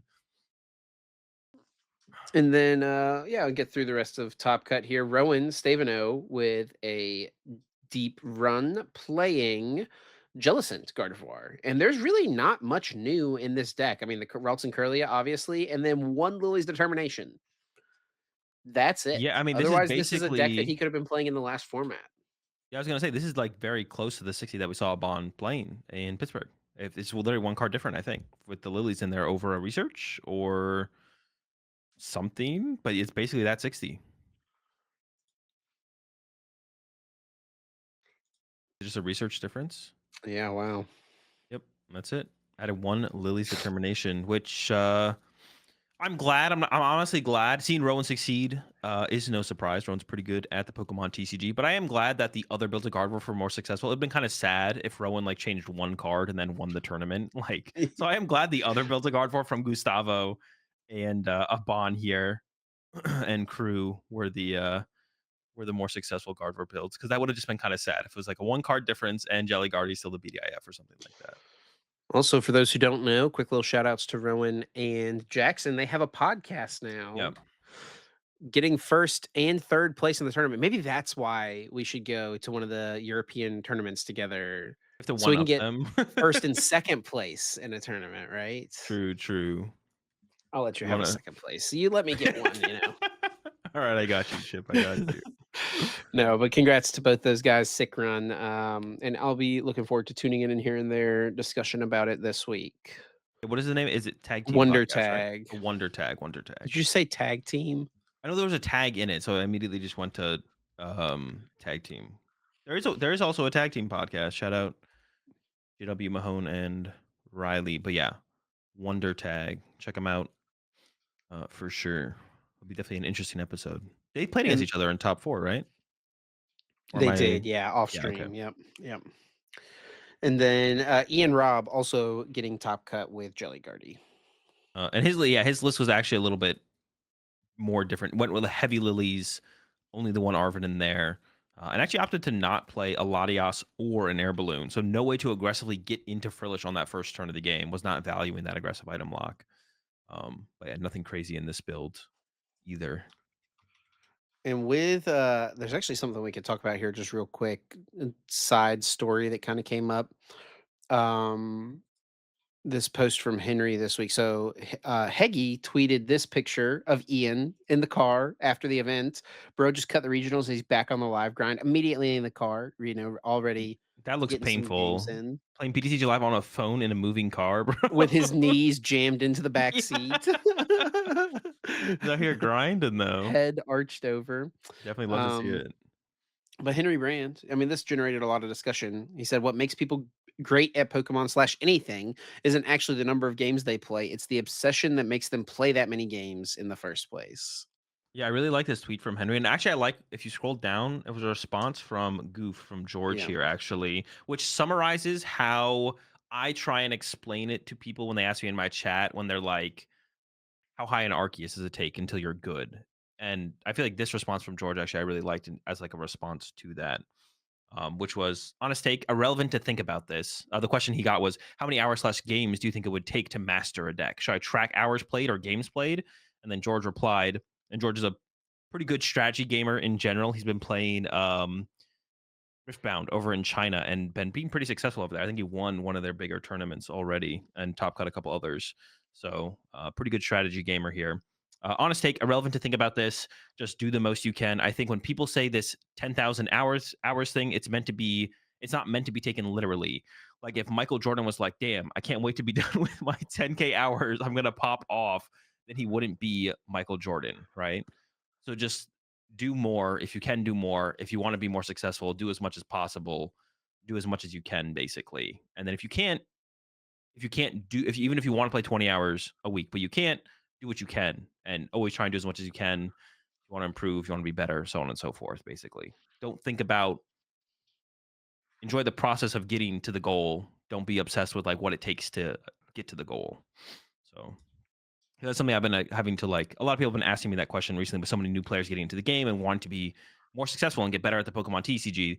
There isn't really a good answer. The answer is just play more Pokemon for the most part. Also, I just want to call out here? I did watch this last game on the winning end, Karis Jones versus Ian Robb. I watched the end of game number one. Only reason Ian won was because of Karis flipping tails twice on Monkey Dory Confusion Flip. So Also, get lucky if you're. press F to pay respects for Karis there because that was unfortunate to witness. She was not pumped, Yeah, I think understandably so.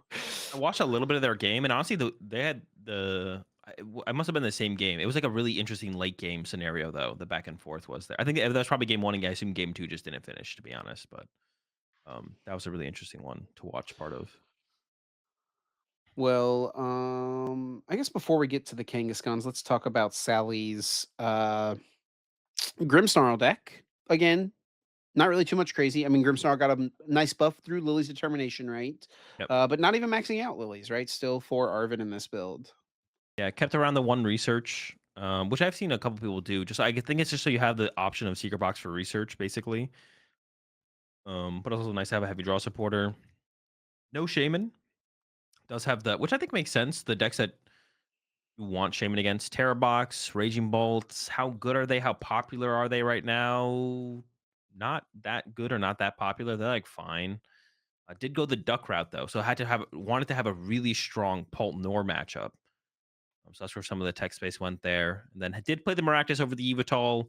I've seen players do both. I think the Maractus does make more sense in Grimmsnarl because if you are sticking the corner or the clutch, you're basically winning the game. Like if your opponent does not retreat on the next turn or the turn after that, you don't need to move your Maractus. The game's over. Like they've lost the game. So the damage counters from the ability of the Maractus, I think, are a little bit more valuable.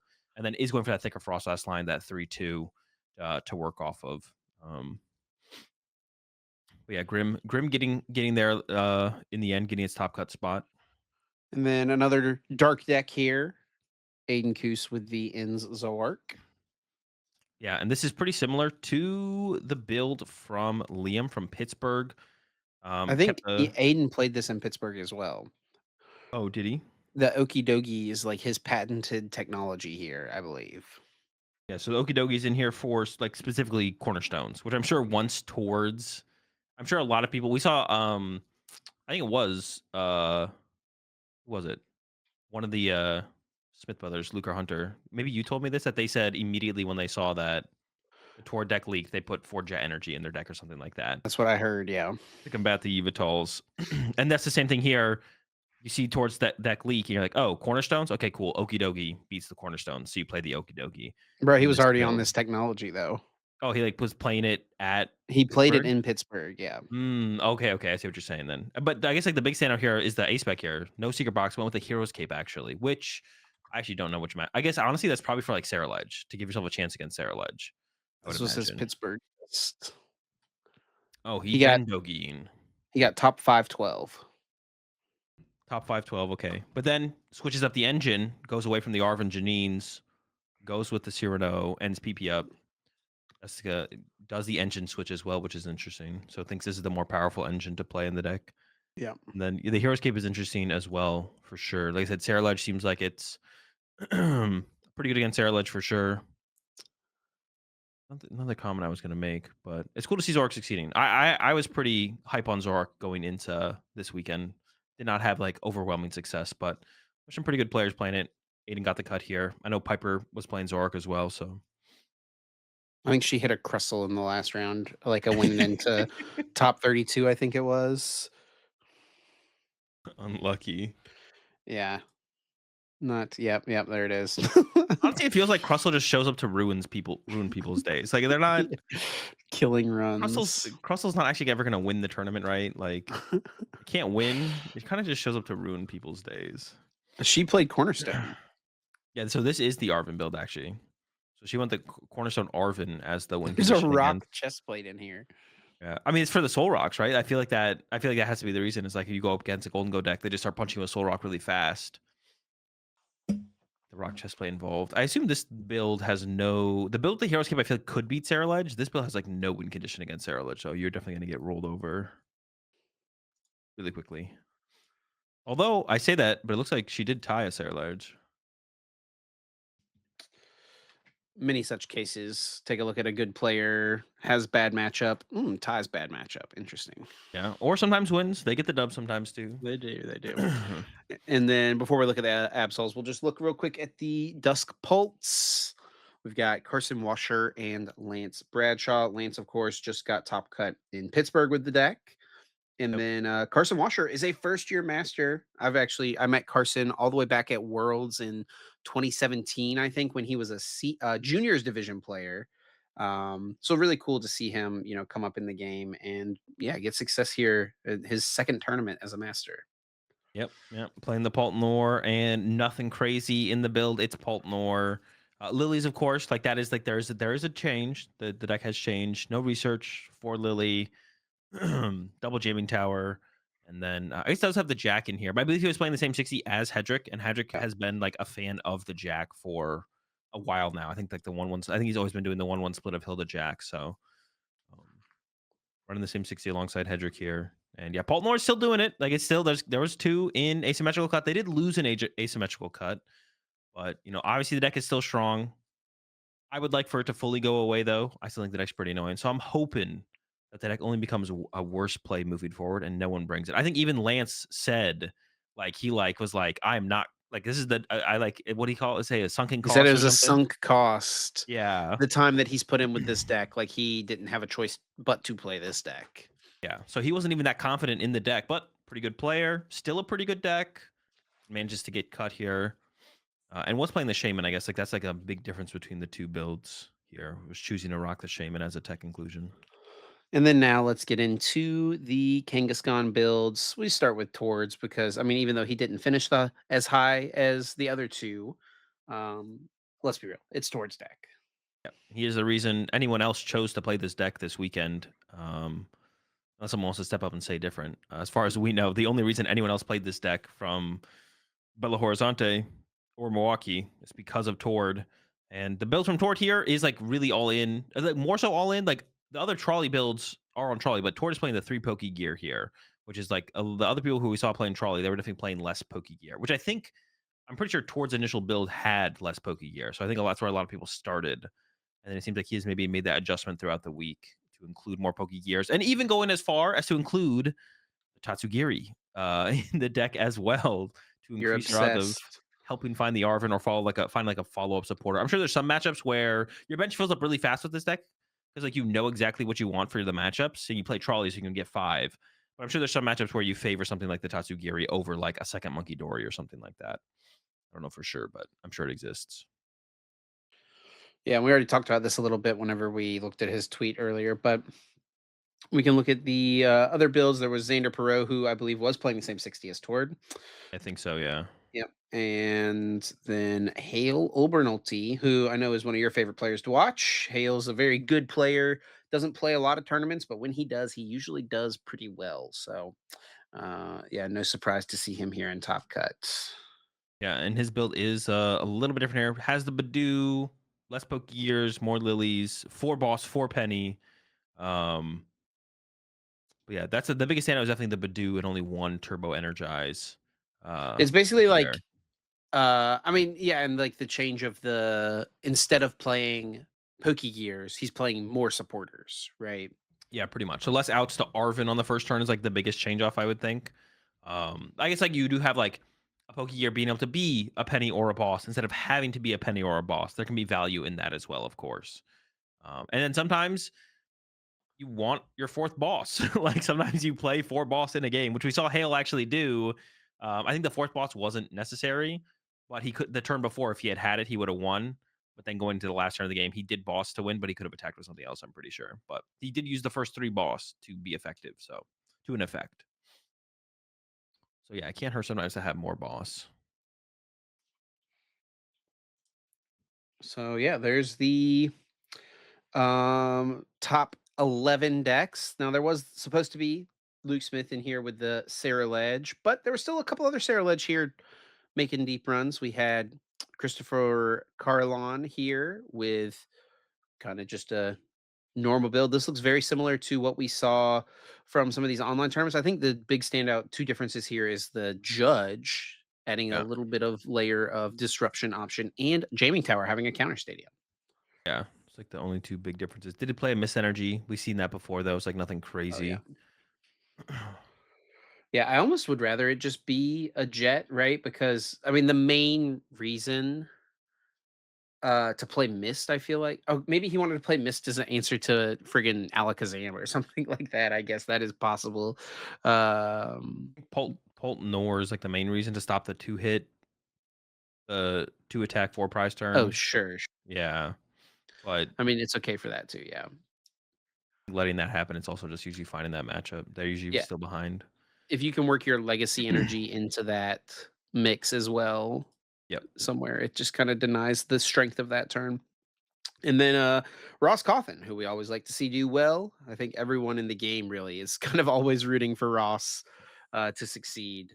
He was playing the deck. He's been playing this archetype for a while, but it Yeah. got so much better. So not surprised that it's what he decided to play here. Um, Yeah. It the was cool. interesting split of the Charcadets, I will say. Yeah, heavy on the 80 HP Char Cadets, which I experimented around with this a little bit myself pre Milwaukee. I only ended up with one in my build, but it is nice against Dragapult when you end up in a situation where they can go like KO Ledge plus Halucha KO Sharkade off the bench. So it plays around that to have the 8 HP. And early game against those Soul Rocks, like it is nice to open up a Pokemon that Soul Rock can't KO, whether that be a Soul Rock or a Lunatone or one of your Char Cadets. You still have he still plays the 170 HP Char Cadet, which you can use for early KOs on Badoo's, but also you could just get Sarah Ledge, and then that also works. You just get a turn 2 Sarah Ledge evolve, and that also KOs their Badoo. So It would be nice if there was a Charcadet that was like really good against Crustle, because that is like the matchup that you just cannot beat with Sarah Ledge. yeah, Soul Rock doesn't change that. The new Sarah Ledge that's coming out as well. The one prizer doesn't really help you either because you have to discard so many energy to get through a single I Char think they have Cadet. to be You have to like fire energy as well. yeah. If it was any energy, it would work. But the Soul Rock Lunatone combo in this deck is so strong. You're never playing enough fire energy to make that actually be a crustal answer. So I think you just have to keep losing to the crust if you're Sarah Large. Which honestly, that is like one of the strengths of I guess Poltnor and Gardevoir. Like just thinking about like they don't lose to those decks. Like Gardevoir and Poltnor do not lose to crustals and like these like matchups like, oh, you don't think you're gonna hit it, and you probably won't hit it, but then it kind of feels bad when you do hit it. But when you're playing Yeah. Gardevoir, it's like, okay, I can hit any of these weird decks that every other deck has an auto loss to, and I just actually beat. It's easy to be in the position before the tournament where you're like, "Okay, yeah, whatever. I'm fine if I lose to Crustle." And then you're in the situation Piper was in the last round of Swiss where if you win, you get $1,000, and if you lose, you get nothing, You and hit a you hit crustal. Crustle. And And it you're feels like, pretty bad. "Yeah, that's a rough one." And then I think outside of that, top 32, all stuff, that's not too crazy stuff we've talked about, except for control. There's a couple controls up here. Yeah, couple controls. And these are different than what we had been seeing people kind of hype up pre-tournament and play with. Well, this build specifically is that. Actually, the other build I think is the Grand Tree build, but this is a Kangaskhan build. Using Kangaskhan for draw power aggressively in the early game. Still has like a lot of the same win conditions. LGM, Frillish, Sudowoodo. The Ting Lu in here I don't know what matchup. Maybe that beats Grimmsnarl, like Monkey Dory plus Ting to put damage on their Monkey Dories, and you put Ting in your active. Might be your Grimmsnarl win con. I don't know if that's real as a win condition because I know the Grimmsnarl matchup is pretty bad for this deck. I don't know if Ting gets you there or not, but that has to be the reason for the Monkey Dory plus Ting package. I mean, he went Ooh. 301 against Grimmsnarl. All right. Found the tech. That definitely is the reason for the package, I think, for sure. And it looks like it works. Looks like it works. But for anyone out there who was unable to beat I don't know what do you bring into the active though?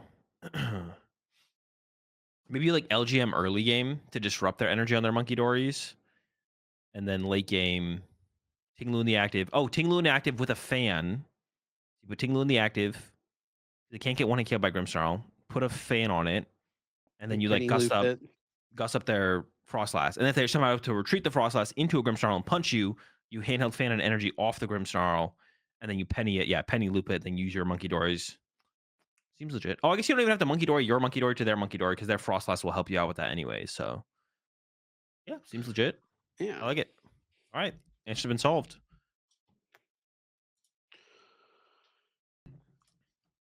And then where's the Grand Tree build right here from Chandler? Nope. Oh, it is Grand Tree, but it's also Kangaskhan. Oh, it's both. Okay. Yeah, I didn't see that. I just saw it was a Grand Tree build. I didn't even realize they also had Kangaskhan in here, but also has the Ting Lu. So it looks like the control players came together in their group chat or whatever. And we're like, all right, Ting Lu, we solved it. Well, And actually, I'm other curious, than how oh, many Grims did they beat? Did Chandler play against any Grim Snarls, and how did it go? You were struggling right there to find the. I was. Looks like they played one and lost, and Wait, I it's think. actually Yeah. that's the same player that that's the same player that Cooper had played against. Yeah, Yeah. dude, That's kind of it was funny. back to back rounds too, dude. Sucks to be Octavio, man. Yeah. It's like you start 3-0, you're feeling good. Oh my gosh, I play against control. Next round, your other opponent. You did get the win in this one, which makes it feel a little bit better, but still, it's just like, bro, Uh, what? Give me a break. Heartbreaking run here, to be honest. Is Many such cases. All right. Well, there we go, Azul. That's the results from the two tournaments. I mean, the big story for sure, Mega Kangaskhan Absol. Even though it didn't win either tournament, right? I mean, it is out now. People are going to have time to play with it. So, and also we have data to look at. Ledge, way more popular than I feel like people were thinking it was. Charizard, way more popular than I think people were thinking it was going to be, right? yeah. Um, Where does the meta kind of go from here? We're 2 weeks away from Lille. Gdansk is not too far after. What's the meta going to look like at these next couple tournaments? Um, gonna see more of the Absol deck. It'll have to be more popular. Absol was 3% of this metagame, I'm pretty sure, right? 2.2%, and then it became 7% of the day two meta. Oh, it's something we didn't look at here was the conversion rate in Yeah, we can look Milwaukee, real but quick. Mega Absol's conversion rate is 50%. It was 70% in Belo Horizonte, but still 50% is like a lot. That's a pretty For good a deck conversion that's rate. this played, yeah. Yeah. So gonna see more of that. I think Charizard seems like a really good play moving forward. I don't think Gardevoir is going anywhere, and it just needs to adjust. It probably just needs to compensate a little bit more for Charizard. Although if Henry Chow's right, maybe the build from a Bond is just favored against Charizard, and if that's true, then the the 60 that a Bond and Henry Chow and crew played seems like it's probably pretty good, to be honest. So Jelly Guardy, I think, is still seems really, really powerful. It has always kind of had like a fine Charizard matchup. Like you have a lot of routes and ways to approach that matchup as Jelly Guard for to build up towards like either early game item lock to completely slow them down or play to a late game TM Devo play. So there's stuff there. But honestly, just seems kind of pretty open ended in terms of options. The aggro decks, like they haven't gone anywhere. Ledge, I think, is still pretty good. I think Raging Bolt's still pretty bad, but and honestly, Golden Go Rocks, I also am not that big of a fan of as well. It seems like your Guardy Jellicent matchup is tough, so I guess it depends on which way Gardevoir goes, but your Charizard matchup is definitely unfavorable. So, I think if you're going to play Golden Go Rocks, I think you should play that Lucario build. That's cool for sure. Playing oh yeah, Ultra Ball, also though. now you need to deal with Cornerstone as well on But I think top of that the Mega struggles. Lucario just does that. Yeah, yeah. On top of the struggles the deck already seems like it had in the metagame, though. It does not feel like Golden Go is that good right now. So it already One felt thing like it I had think, struggles. I think Gardevoir is going to be less dominant at upcoming tournaments in this format than it has been. I think we're going to see its meta share drip a little bit too, and it's going to be less dominant. There's just more stuff out there. Yeah, I could see that. I think a big part of that will be Charizard coming back, though, for sure. Like that'll be a big reason for its AKA, don't be less play. afraid to play Mega Lucario. Yeah, don't be. Oh, okay. All right. I see where. No, probably be afraid for at least Lil. I wouldn't play it at Lil, but maybe past Lil. We'll see. Also, you never know when enough ducks are going to be cut where Poltmore is all of a sudden like a really good play, right? So like Poltmore is still out there. Still a very powerful deck. Still the second. I would still say it's probably I still the mean, second most powerful deck, and maybe third. Maybe it is. The Absol deck seems pretty powerful overall, but like it's still up there with Gardevoir as like the most powerful decks in the also format available. Charizard Dusknoir did just win, so there's that too. Wait, what do you mean? As far For as Psyducks, like staying in decks. oh yeah, sure, yeah, definitely. Unless you feel like the Klefki is just too efficient. I haven't actually like played against. It's probably worth it to make them use the Klefki though. That'd be the question though. Is like how easy is it for them to use it? I'm not sure, but yeah, things to consider definitely. I wouldn't completely. I'd be scared to like completely ignore Poltnor because there's still going to be a lot of players who play, like especially like Lil this upcoming week. Like a lot of players are probably already locked in Poltnor as their play for Lil and just gonna ride it out. Hope more people cut their ducks, hoping that Poltnor won't be as heavily played, stuff like that. All right, well, let's quickly recap our predictions that we made on the podcast last week. First one was guess a Pokemon in Tord's deck. So funny to look at both of these now. Azul guesses Meganium, and I guessed Cynthia's Garchomp. We were wrong. Yeah, we were wrong. Pick a player to make top cut. Azul with the Henry Chow pick. I went with Christian Labella, and I think Christian finished higher actually. Yeah, Christian got 33rd. The unfortunate bubble. Mm. And Henry got 92nd. Well, it was only a bubble because of the DQ from. True, fair. Yeah, Yeah, those that's bad. bubbles feel so bad, to be honest, man. Well, they feel less bad when someone gets DQ'd. It's like, oh, I was 34th, now I'm 33rd. Let's like someone got DQ'd. It's like, all right, who cares? Yeah, sure. And then last prediction was what would be the best performing Mega Pokemon. Zul said Mega Mawile. Let's see what the highest finishing Mega Mawile was. It was Bella Horizonte ninth. Were you thinking of Bella Horizonte when you made your Mawile prediction? Yeah, of course. Interesting. 25th in Milwaukee, so that's good. Why is Bella Horizonte just not? Oh, it's right there under it. I was like, wait, I'm just like, it's not listed by placement. It's listed by the tournament. And then I predicted Mega Kangaskhan, and let's be real, Mega Kangaskhan was way more successful than Yeah. Mega Mawile. But wasn't the prediction just like predict one to make cut? I feel like it was just like predict one to make cut. Unless Let me I'm. read the tweet from Benji. Which Mega Pokemon do you expect to make top cut? Okay, sure. Ooh, and I predicted Mega Mawile, and it did make top cut. Okay, well, how many? Do you want to count how many Mega No, Kangaskhan? it's just will it make cut? Is will it, Mm, and it did. Let's go. good job, Azul. All right. Well, I think that is it for our episode this week. Azul, you got anything else you want to say before we get out of here to the bonus episode? Oop, send us out. Thanks so much to everyone for listening, as always. And if you did enjoy, be sure to leave us a like, review, rating, comment, subscribe. Those things help us out a bunch. Let us know that you're enjoying what we are doing over here. Thanks to everyone who came up and said hello to us this weekend. It had me dying whenever the 15th person came up and asked Azul if he had borrowed his suit from me for the weekend. Has to have been the thing that you were asked the most. Was like just, oh, so you Throughout got the yourself weekend, a yeah. suit, or who did you borrow a suit from? Yeah. The answer was it's my suit. I borrowed it from me. And if you want to stay up to date with us, the best place to do it is over on X. You can follow myself at Chip Ritchie, Azul at Azul underscore GG, and you can follow the podcast at uncommon underscore energy. Oh, yeah. Appreciate the support as always. Catch y'all next week at 7 a.m. Eastern.